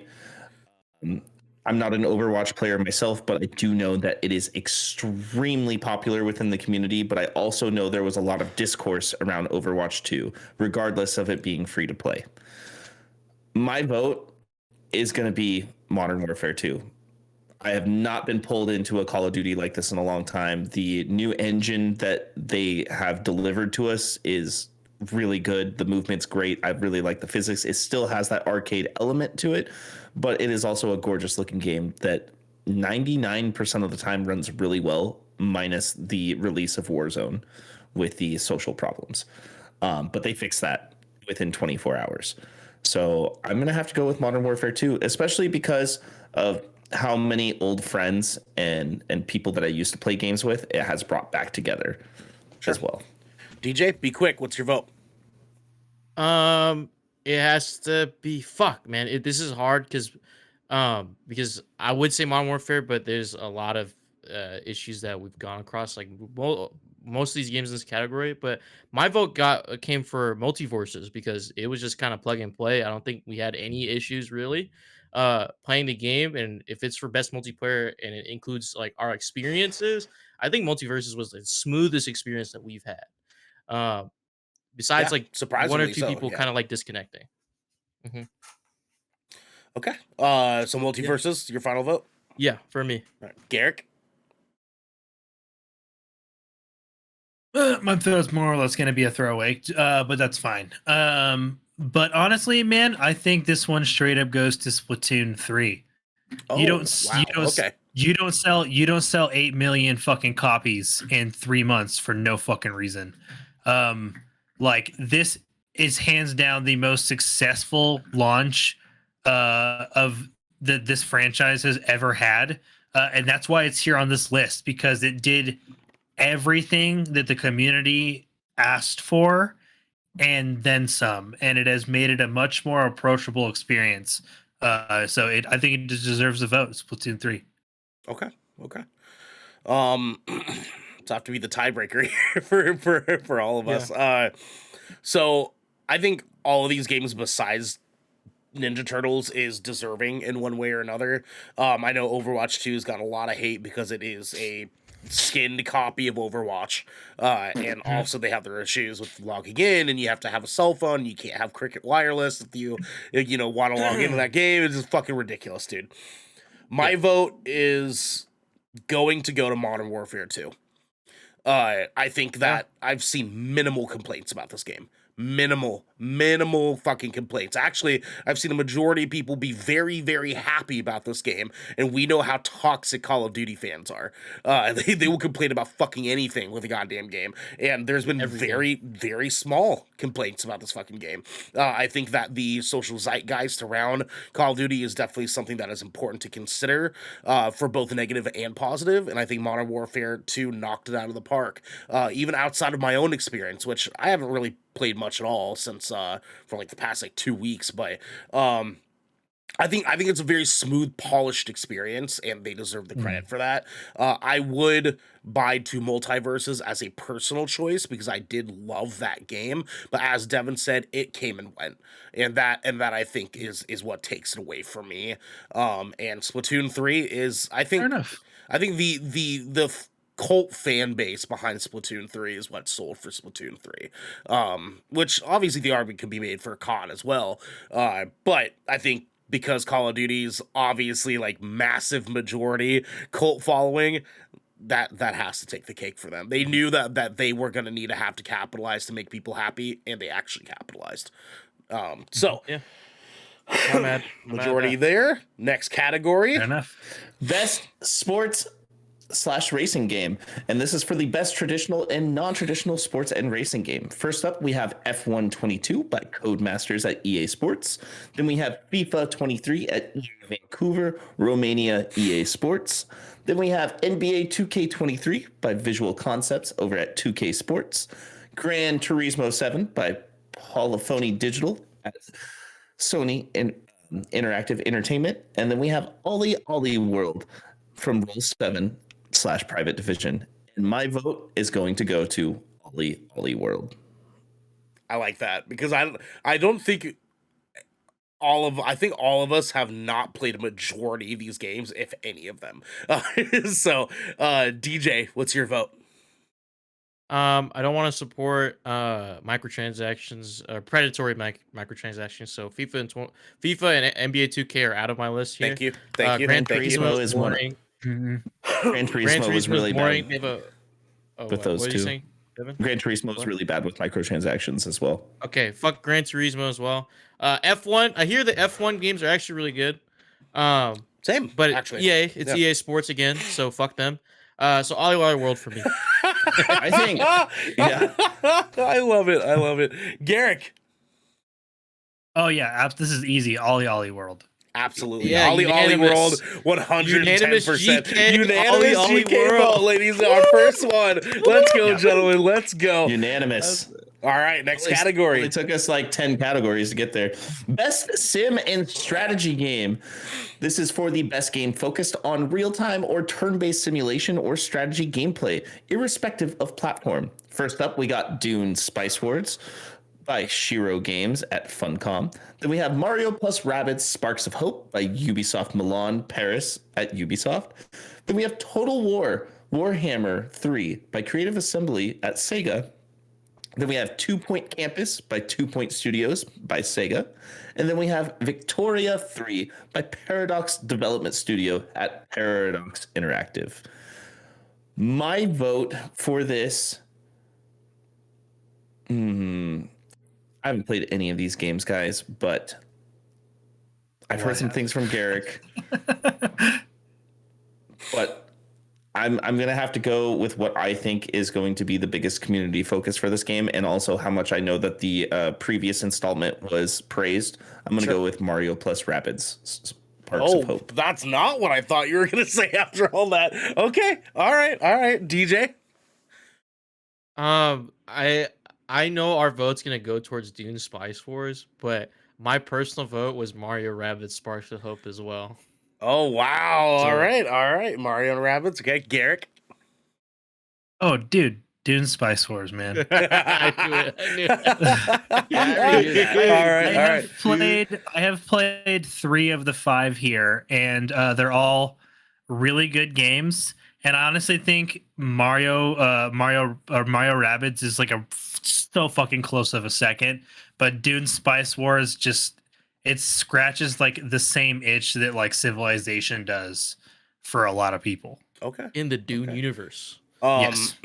My personal vote would be Warhammer, actually, on a personal sense, because I have Warhammer was good. Long history with Warhammer. That I love that franchise so much. But Mario and Rabbids Sparks of Hope absolutely has to take my vote here, right? Like they changed it up, dude. Like they did a really good job, a great adaptation of that franchise to like do something a little bit different that would still sell people on it. I think they fucking nailed it, dude.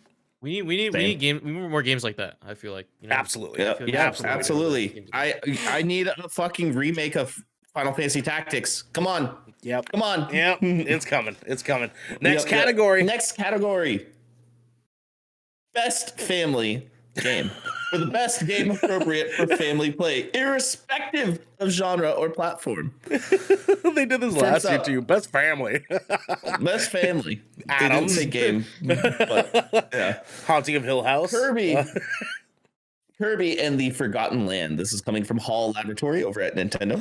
Then we have Lego Star Wars: The Skywalker Saga, Traveler's Tales, Warner Brothers Games, Mario plus Rabbids Sparks of Hope at Ubisoft Milan Paris by Ubisoft, Nintendo Switch Sports at Nintendo EPD, and then we have Splatoon 3, also Nintendo EPD. My vote. Now, you guys have probably not heard me talk about this game since we did our big Olympics not too long ago.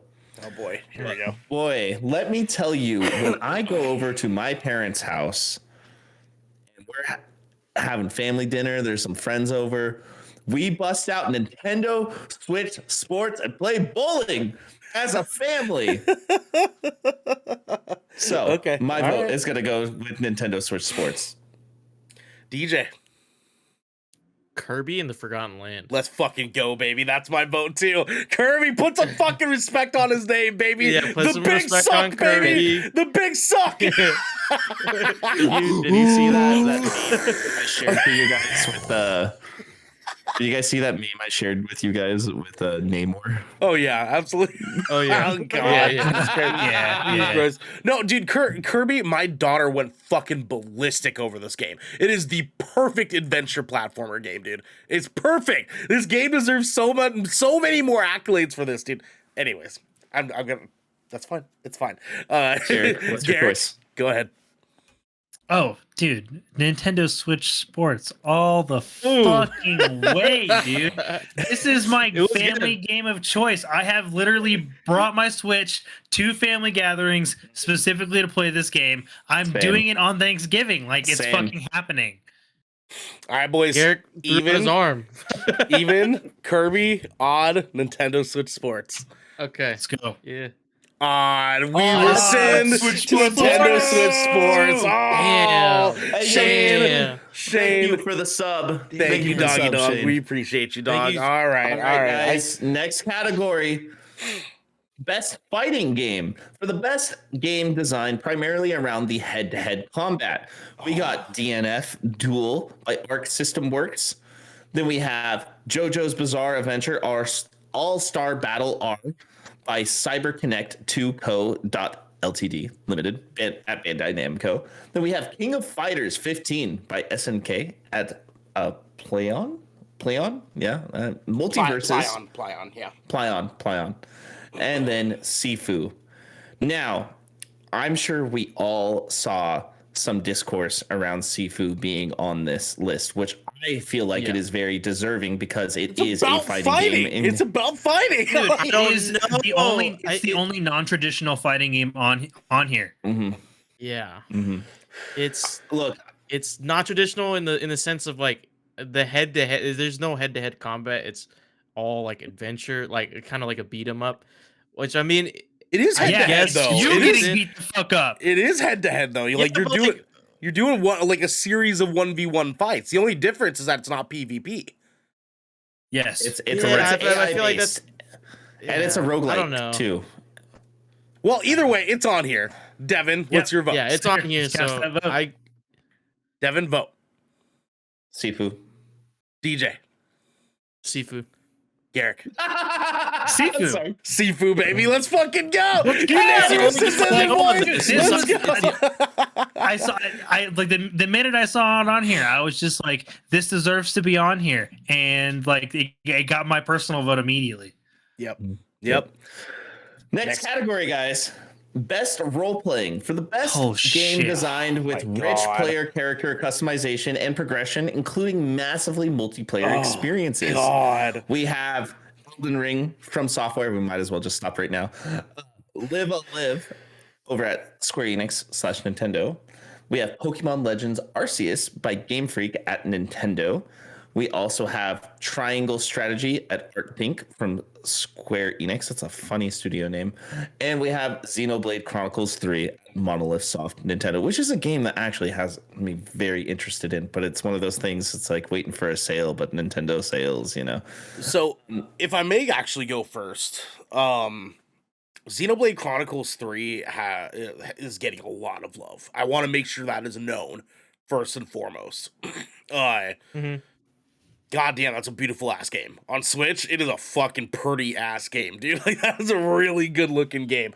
Live I'll Live also has a really, really big fan following that people actually have been waiting for a very, very, very long fucking time. Like, the cult following there is waiting for that game. But the real answer is obviously Elden Ring. Yeah. Obviously. And it's Elden Ring. That's my vote. Elden Ring. DJ. That's my Garrick. vote. Elden Ring. All right. Unanimous. Another unanimous. Let's go, boys. Let's go. All right. Next We need a category, unanimous guys. bell. Like, we need a unanimous cowbell.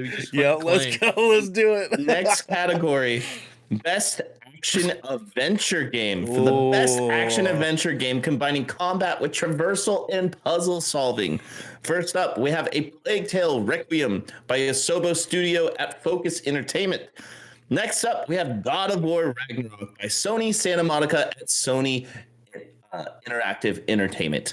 Then we have Horizon Forbidden West from Guerrilla Games at Sony Interactive Entertainment.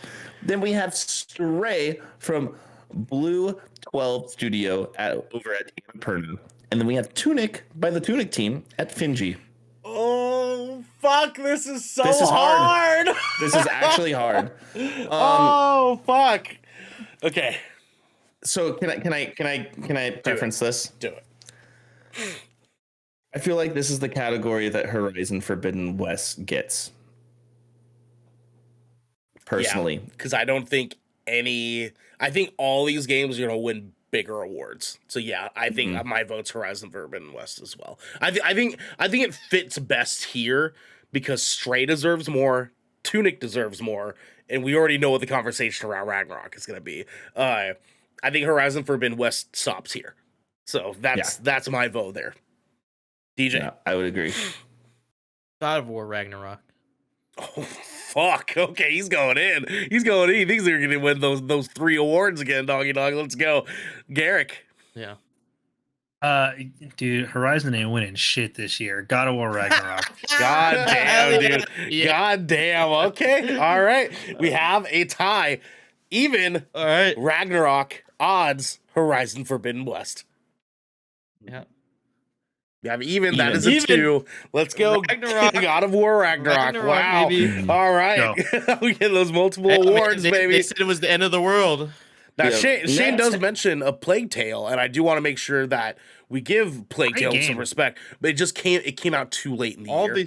All these came are out way great. too late. Yeah, if it would have these came are out great. earlier These- this year, they probably would have And gotten a lot more love. I feel like it's that game's combat like puts it just under some of these other ones. Correct.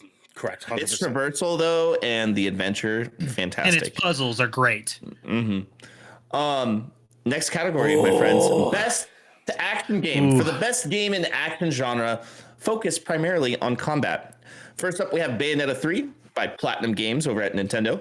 Then we have Call of Duty Modern Warfare 2 by Infinity Ward over at Activision. Then we have Neon White by Angel Matrix over at Annapurna. Sifu by Slow Clap. And then Teenage Mutant Ninja Turtles Shredder's Revenge by Tribute Games at Dotemu. Guys, God. I look, I love Call of Duty. Sifu's gonna get its praise in the fighting. I'm just saying that right now. It's gonna get it. I think the best action is gonna go to Bayonetta 3.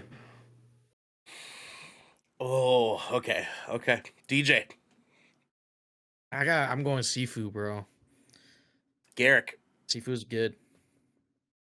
Ooh, this one was kind of a tough one also, but I think this will be the one and only award that Bayonetta wins. Man. Wow. It's gotten a lot of praise. It really has. I haven't seen a lot of that praise, to be honest with you. I haven't. It's got an 86 on Metacritic too. It's pretty up there. I would be befuddled if I did not fight for Sifu here. Like, I would be a fucking fool if I did not have us fight for Sifu. I feel like it'd win. I think it's worth fighting. multiple awards. 100%. I think it's worth multiple awards. That game's that good.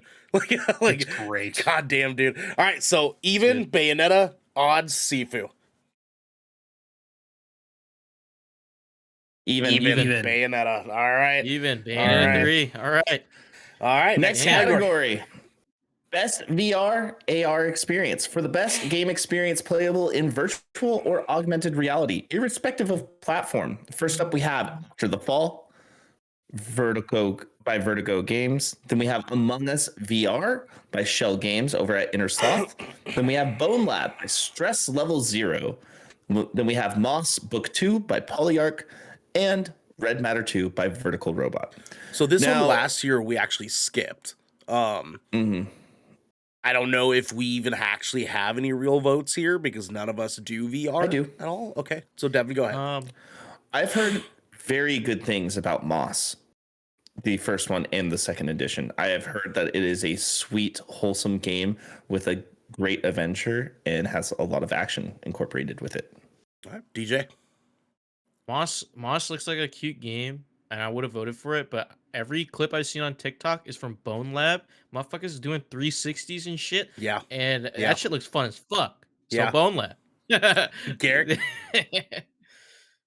Yeah, I was gonna actually say based on social media presence and clips I've seen personally, absolutely Bone Lab. Yep, same here. Bone Lab. TikTok went off on Bone Lab, dog. Like they kind of Dude, With videos of motherfuckers them on swinging SVR arms being around. like a close second. It's so ridiculous. It's so dude. sick. All right, so sick. next category. Next. Accessibility, recognizing software and or hardware that is pushing the median forward by adding features, technology, and content to help games be played and enjoyed by an even wider audience. First up, we have As Dusk Falls by Interior Night over at Xbox Game Studios. Then we have God of War Ragnarok, Sony Santa Monica by Sony Interactive Entertainment. Then we have Return to Monkey Island by Terrible Toy Box over at Devolver Digital. Then we have The Last of Us Part 1 by Naughty Dog at Sony Interactive Entertainment. And then we have The Quarry by Supermassive Games over at 2K. If I may. Absolutely.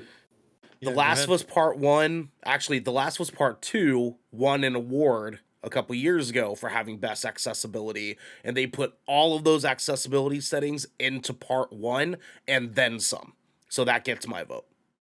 That is my vote as well. DJ.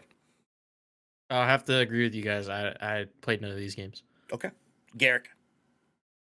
While all of these games have stepped up their accessibility or had really good accessibility features, the Last of Us Part 2 set a precedent. And like you said, they put everything that was in that plus some extra stuff in Part 1 remake. So absolutely Last of Us Part 1. All right. Unanimous decision, boys. Let's go. Unanimous. Let's go. Next category, y'all. All right, let's do it. Best community support, sponsored by Discord. Recognizing a game for outstanding community support, transparency, and responsiveness, inclusive of social media activity and game updates and patches. First up, we have Apex Legends over at Respawn by EA, Destiny 2 by Bungie, Final Fantasy 14 by Square Enix, Fortnite by Epic Games, and No Man's Sky by Hello Games. And my vote is going to go to Final Fantasy 14. DJ. I'd say the same thing, but No Man's Sky is a real close second. Garrick. I am going to give my vote. Shit, this one's a really close one. I'm going to give my vote to No Man's Sky. Every content drop that game comes out with is literally worth starting over for and literally playing the game from start to finish again. Yeah. We can say the same thing about every expansion that comes out for Final Fantasy 14, just makes the game massively better. So here's what I'm gonna say is actually so my vote this was hard. Final Fantasy 14 is my vote. No Man's Sky is also a very, very close second because I know what that game is doing and I'm watching it all the time out of spite for me buying it day one. But I still own my day one copy. that game is remarkable. What they're doing is remarkable. Final Fantasy 14 had people crying at the end of that last expansion, and if that doesn't, it was the end of the story, dude. I'm not even on that expansion yet. I'm only on the first expansion still. In Final Fantasy 14. Yeah. It's a fantastic game. I love it. Yeah. It's one of the active subscriptions I keep, even though I only play it maybe 3 to 4 times a month. There you go, Shane. I cried at the end of Shadowbringer. There you go. There you go, dude. All right, next category. Best mobile game for the best game playable on a mobile device. First up, we have Apex Legends Mobile by Lightspeed and Quantum over at Respawn and EA. Then we have Diablo Immortal by Blizzard and NetEase. And then we have Genshin Impact by Hoyoverse. Then we have the brand new Marvel Snap by Second Dinner Studios. What about Second Breakfast? And then we have Tower of Fantasy by Hoda Studio, Perfect World, and Level Infinite. That's a hentai game. Yeah, it is. Guys, I feel like this is actually really easy. I'm going to go Genshin. Interesting. My vote's Marvel Snap. Hell yeah, brother. My vote is also for Marvel Snap, dude. I don't know anything about Marvel Snap. It's this card battler game that's literally less than 5 minutes a match with a fucking player, and it's just one of those dumb dopamine rush mobile games that I have heard nothing. It's been nothing but positive things since this game launched. Surprisingly, why? Everyone who works in the game industry has had something good to say about this fucking game. Apparently it's one of those fucking games. Addicting as shit, dude. Yeah, they get my fucking vote. DJ. I don't play mobile games anymore, so I just chose Tower of Fantasy just cause. Hentai game. I like it. For research purposes. Checks out. No, Checks because I out. thought I heard one of you guys For saying reasons. talking about a For- mobile game that's for named purposes. Tower. For purposes. No, like no. Because I thought I heard for- someone say like for purposes. Tower of Fantasy was like was a game that they're playing, and so I just voted For for real, that. though, I didn't God. want Genshin to win another award, like so. So it looks like we picked Marvel Snap. Next category. Yeah, Marvel Snap. Thank you, Next Devin. category. Best Indie for outstanding creative and technical achievement in the game made outside the traditional publisher system. First up, we have Cult of the Lamb by Massive Monster over at Devolver Digital. Then we have Neon White by Angel Matrix over at Annapurna. But I need to look into this. This keeps coming up a lot. Then we have Sifu by Slow Clap. Stray by Blue 12 Studio over at Annapurna. And Tunic by the Tunic team at Finji. Garrick, I got you. Fuck! Cult of the Lamb gets my vote, but fuck, this was hard, dude. Dude, I struggled with this pick so fucking Oh bad. my god, man. Yeah, Cult of the Lamb gets my vote at the end of the day, though. It was hard. It took me an entire day to think on this one, man. I'm telling you what. Devin, go ahead. I've heard so many of my friends talk about Cult of the Lamb over all of these games. I've heard a lot of conversation around Stray. I've watched a lot of Sifu, haven't played it myself. And I played some Tunic. But I'm going to go with Cult of the Lamb as well. DJ. It was down to 3 for me. As much as I love playing as a fucking kitty cat, I don't think Stray did much in terms of like Sure. outstandingly creative things. Sure. In gameplay wise and like story wise. Sifu, Tunic, Cult of the Lamb were I narrowed it down. Cult of the Lamb has to go here. I feel like it has been nominated in any of these other ones. So I think it deserves a vote. Right here. Absolutely. Garrick. Unanimous? This is the fucking goddamn. This choice was right? fucking. me and Garrick as like indie lovers. We're I like, struggled. I struggled really bad. The only one I haven't played on this list is Neon White, and I know it's got some like 10 out of 10 reviews, but the game looks so unappealing to me. Yeah, same, same. But it's got to be Cult of the Lamb. It's just got Unanimous. Let's go, boys. Let's go, boys. Let's go. My roommate isn't even that big of a gamer, and when that game came out, I my walked Lord. into her playing that game on her laptop, sitting on the couch. I lifed it. I literally sat down and that's all I played for 3 days straight, and then 16 hours later, I was just like, I did it. It's over. Such a fucking good gaming experience, and I can't get enough of that damn game. All right, next category. Unanimous. Best ongoing game awarded to a game for outstanding development of ongoing content that evolves the player experience over time. I already know my pick. Apex Legends by Respawn. We got Destiny 2 by Bungie. Final Fantasy 14 by Square Enix. Fortnite by Epic Games, and Genshin Impact by Hoyoverse. Guys, this game is so deserving. This Fortnite, category, the number all the one time. game in history. I fucking hate you. Anyways, Final Fantasy 14, guys, 100%. I cannot ignore how perfect of an MMORPG this game is, and the fact that the developers support the community's needs so much. DJ. This is a close fight between Apex and Destiny 2 for me. I voted for Destiny 2. Okay. Garrick. That would be my second choice, personally. Same.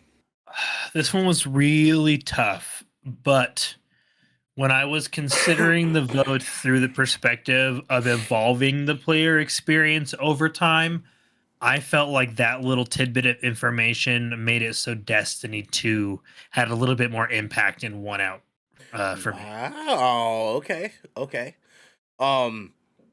My vote is also going to go to Final Fantasy 14.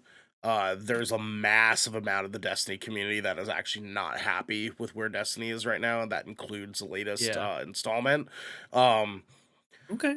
But Destiny 2 is a very, very close second for me, and we do have a tie. So even is Destiny 2, odds is Final Fantasy 14. Even It's even. goes to Destiny Evens. 2. All Hey, right. it's a 2. And it was a 2. D2. I There voted, we go. voted for FF14 because, it's Final Fantasy. Yeah. Next Games category. for impact.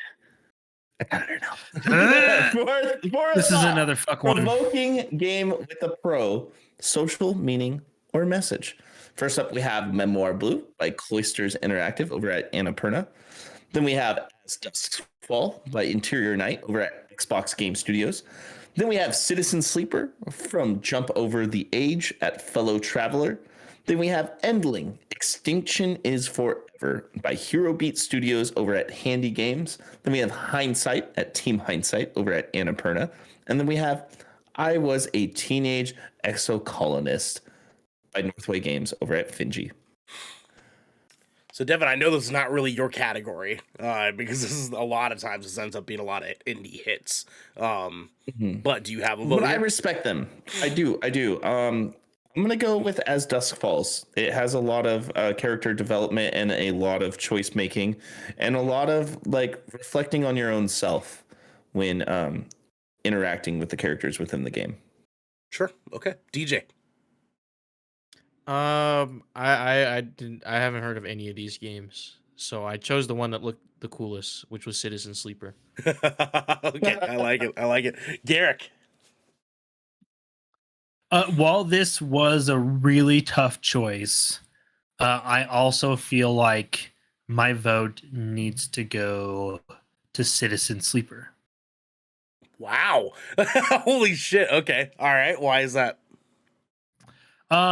It was just one of those games that everybody really quietly raved about, and it has the same sort of narrative and emotional impact that reminded me a lot of the gameplay tone that Disco Elysium had. All right, I like it. So the other day we did a underrated sleeper hit movies category that we talked about the other day, and this game that I'm going to pick would be, if we did a underrated sleeper hit video game, would be one of the ones I would talk about. That is A Memoir Blue, because I cried to that game, and it is free on Xbox Game Pass. I highly recommend everyone plays it. It is a sad fucking story. Very, very sad fucking story. Highly recommend you play that. But my vote is going to go for As Dusk Falls. I think that the experience there was super original, and did a lot of really, really great things as far as having a narrative choice game. But those two were the ones that I bounced back and forth. So we have a tie. Nice. We have a tie. So even As I'll Dusk accept Falls, either of these. odd, Citizen Sleeper. Oh shit. Oh, he As dropped Dusk it. Falls was my, Jeez. As Dusk Falls Do was you my need me to second flip choice. a coin? Do you need me to flip a coin? No, we're good. Odd, Citizen Odd. Sleeper. All right. Citizen Sleeper. All right. Next category. Next category. We're 7 away, boys. There's 7 left. Best performance awarded to an individual for voiceover acting, motion, and/or performance capture. First up, we have Ashley Birch in Horizon Forbidden West. Then we have Charlotte McBurney in A Plague Tale Requiem. Then, oh boy, we got Christopher Judge, boy, on God of War Ragnarok. Then we have Man Engage over at Immortality. Then we have Sonny Soljic in God of War Ragnarok. Oh man. Christopher Judge has to take this for me. He has to take this for me. I agree. My biggest complaint, if you guys remember, with Horizon Forbidden West, and actually the first Horizon as well, is that I don't think Aloy has enough personality for me to be attached to her as a character, and a lot of that comes out of Ashley Birch's acting as that character, as well as the writing as well. I think I felt like Horizon had lifeless dialogue. Yeah, and I think I don't necessarily think that that's her fault, because there's a lot going on there by any means. But Christopher Judge as Kratos is a timeless character. It's perfect. And I would be remiss to not give him this. So yeah, Christopher Judge for me. Devin? Sweet. Yeah, Christopher Judge. DJ? I'd say Christopher Judge, because from what I've seen and what I've heard people talk about this newest installment of God of War, Kratos is talking a lot more, and that's because like Mimir is like asking him questions. So I think Christopher Judge has more room to flex, and like from the delivery of his lines, I think he deserves this. He deserves this award. Garrick?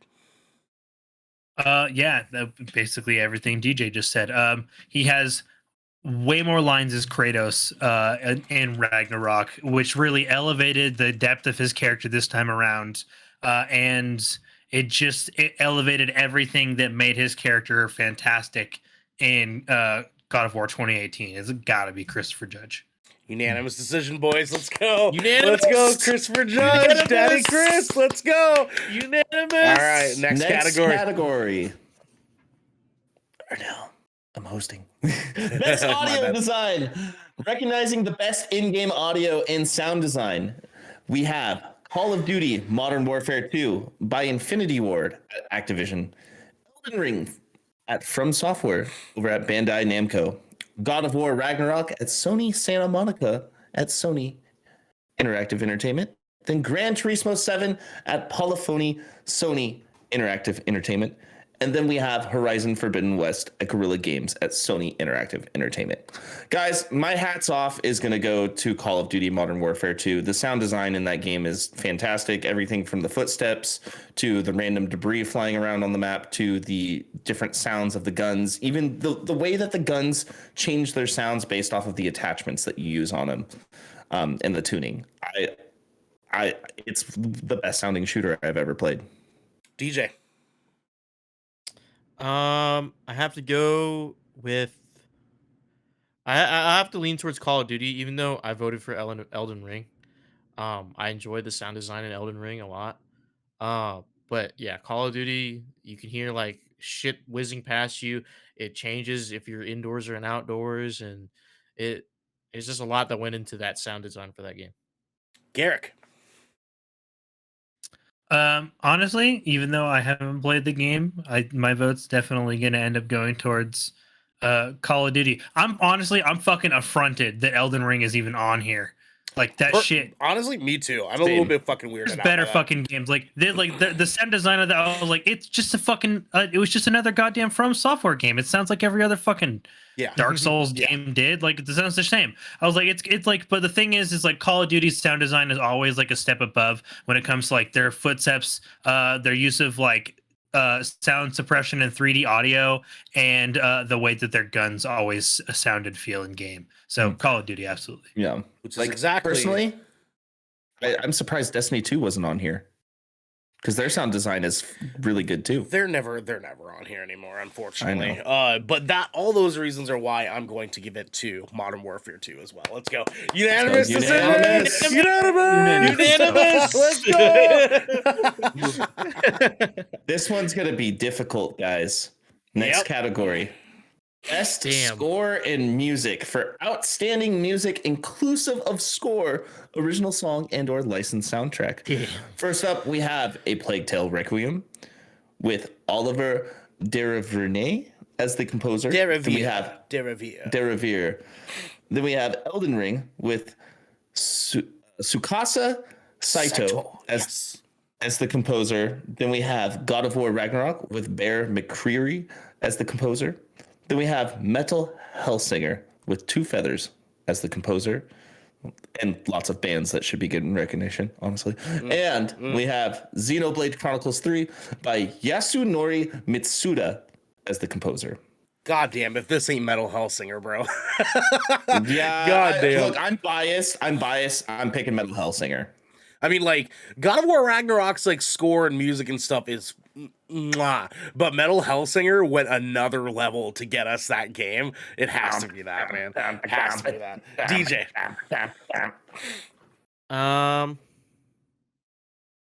Shit, man, this is hard. Yeah, Yeah, this is a hard category. No, dude, for sure, dude. God of War Ragnarok's like soundtrack and stuff is impeccable. Like the music that comes over in the beginning. I've been listening fight, to it, dude. It's fucking crazy. Elden Rings has some notable fucking tracks, boss fights, and fucking areas, man. Yeah, like very recognizable.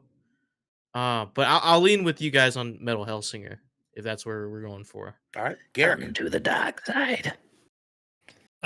Are you guys out of your fucking mind? Of course it's Metal Hellsinger, Let's go, dude. baby! That shit Let's went go! fucking crazy. Unanimous! This soundtrack was so fucking good. That got my personal vote too. God damn. It was wholly unique. God damn, that shit was so much fun. That game was incredible to play. God damn, let's go. Unanimous. Devin? Next category, we got Best Art Direction for outstanding creative and/or technical achievement in artistic design and animation. First up, we have Elden Ring by From Software over at Bandai Namco, God of War Ragnarok, Horizon Forbidden West, Scorn by Ebb Software over at Kepler Interactive, and then we have Stray as well. Guys, I'm at a crossroads here. I'm having a hard time picking between two, so I have to give myself my own coin flip because the two that I pick are Elden Ring and God of War Ragnarok. Because when it comes to art, there's high fantasy, man, that stuff just grabs me in. And with Elden Ring, they have the blend of different mythologies together with the morbid, like demonic presence, and then just Norse mythology in God of War, and just the landscape itself. So heads, Elden Ring; tails, God of War for me, and it's heads, Elden Ring for me. DJ. Elden Ring, man. Okay. It has to be Elden Ring. Garrick. You guys might notice that Scorn's literally not anywhere else on the Game Awards at all for any other category, for any other reason, and rightfully so. But if there is one category it absolutely deserves to be lumped in with, Best Art Direction would be it, because this game is fucking beautifully disgusting. Oh my god. So this guy, it's super unique. And it leans on a couple of really, really notable artists for its influence and takes it away beautifully. My vote is for Scorn. Yeah, Candy Pirate in chat says Scorn is so boring but looks so good. Yeah, I'm torn between God of War Ragnarok and Scorn, actually. God of War Ragnarok looks impeccable, but it is the same engine that God of War 2018 was on. So there is some stuff that does not look quite as good as I personally would have wanted it to. I think the creature design in Elden Ring is what carries that the most. The creature design is pretty remarkable. But Scorn is... Their artwork in Scorn is based off Geiger. And what kind of artist would I be if I did not give them credit for that? So my vote goes to Scorn. Hell yeah. Can I move my vote to Scorn? Because I'd rather just have this one. Yeah. Geiger's a remarkable fucking artist, man. He's a remarkable fucking artist. It was just such a unique experience. Gameplay suffered, but it just as a disgusting walking simulator with it set in a Geiger universe, fucking mission accomplished. I love it. Devin? I already put my vote in. I said Elden Ring. No, next category. Oh, next category. Okay. You told me not to host, so I was like, go for it. I didn't hear us all concede to that. Yeah, it was just majority. Yeah, sorry. Yeah. Best narrative for outstanding storytelling and narrative development in the game. First up, we have A Plague Tale: Requiem. Then we have Elden Ring, God of War Ragnarok, Horizon Forbidden West, and Immortality. Okay. You want me to vote first? I'm going to let you vote first because this time I do not have a clear... Actually, I've seen some talk about this game. I'm just going to put my vote in. I'm going to go with Immortality. Good vote, my friend, because I also think it's for Immortality. This game got accolades for being an incredible whodunit mystery murder story that is one of the most original ways to do it, because you are effectively a private investigator who is watching scenes from a movie being filmed, and you have to solve who killed this person by watching like 100 movie scenes of this actress being filming a movie. And it's one of the most incredible fucking stories that I think that we've gotten in a really, really long time, to be completely honest. Now that is a hard vote because God of War Ragnarok is pretty fucking good, but Immortality, I think this is the award that they deserve. DJ. Can you let Garrett go first? I'm gonna bounce off of that one. Okay, Garrick. Cool. Let me go ahead and just make your vote moot real quick, DJ, because it's absolutely going to be Immortality. Let's go! Like, I was just like, great. I'm glad we're all on the same page here. Unanimous, dude. Unanimous. God of War Ragnarok is a close second. They didn't win it in 2018 because over Red Dead Redemption 2. And I think there's just a couple of other games that elevated their storytelling a little bit more, and Immortality's unique storytelling presentation elevates it a step above. I love it. So before we go into this next category here, just to give everyone the rundown for people at home that don't know this next category is going to be Best Game Direction. This is usually the game that would get Game of the Year if the Game of the Year wasn't the winner. So keep that in mind. Okay? Devin, go ahead. So, Best Game Direction awarded for outstanding creative vision and innovation in game direction and design. First up, we have Elden Ring, God of War Ragnarok, Horizon Forbidden West, Immortality, and Stray. My vote is going to be for God of War Ragnarok. Oh, wow. Okay. Oh, wow. All right, DJ. Yeah, I don't think Ragnarok's gonna get the grand slam, so it's gonna go here. So Ragnarok is my vote for here. Garrick.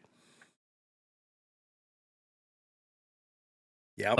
As much as it wounds me to say this, God of War Ragnarok. Oh, damn it, boys. I say Elden Ring for this, but majority rules here. So God of War Ragnarok gets this bad boy. And then finally, my personal vote is Elden Ring. Yeah, but, right. Yeah. Right. Devin? Yeah, this isn't for me. This is for the community at large here, okay? Yep. All right. Guys, this is the big one.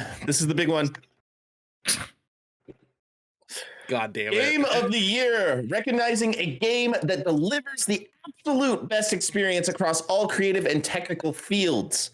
First up, we have A Plague Tale Requiem.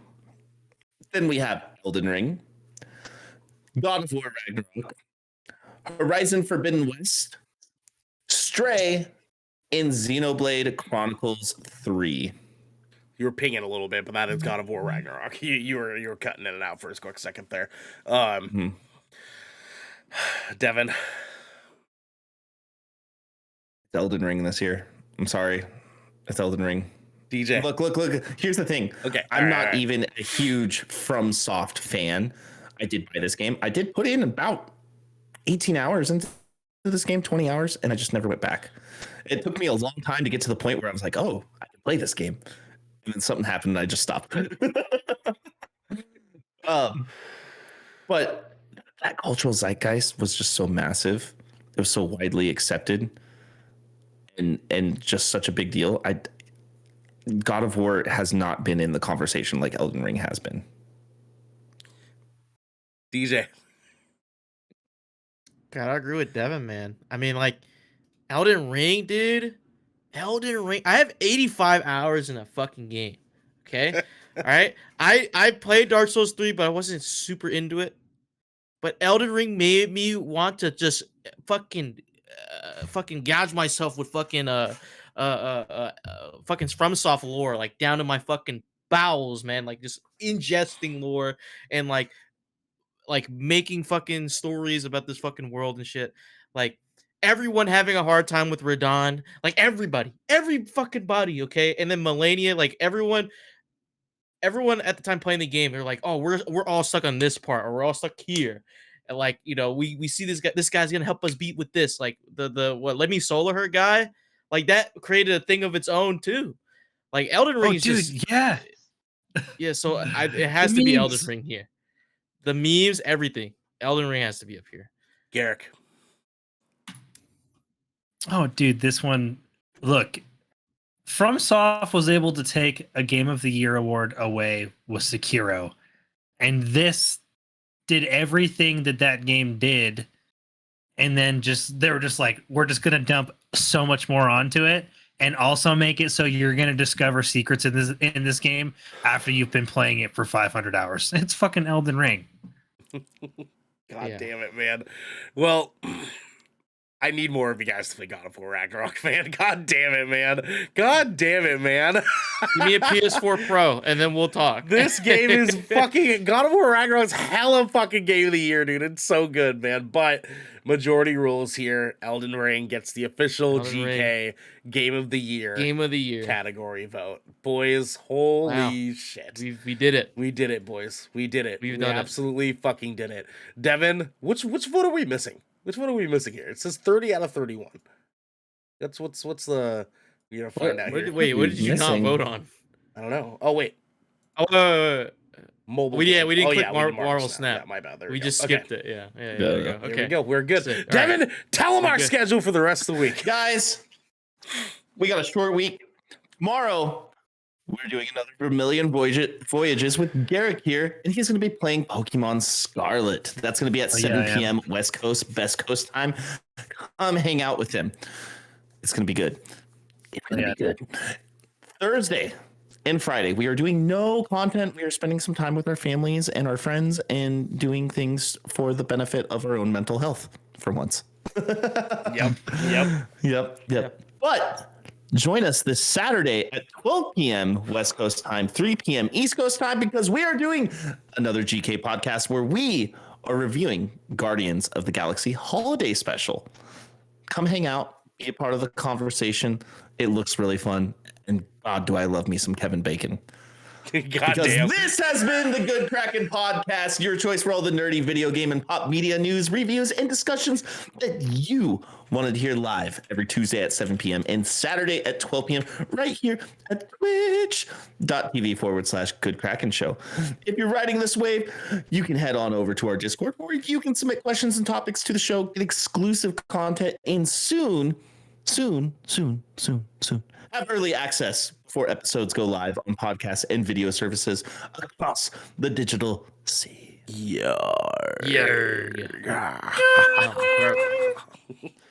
You can also support us by going to our YouTube channel, clicking that beautiful bell and big red button, or by subscribing to our podcast channel by searching Good Kraken ! And leaving a review there. We got to get going, but until next time, guys, snoochy boochies. Oh God, okay. Elden Ring. Ragnarok's Game of the Year. Bye. Elden Ring. Elden Ring.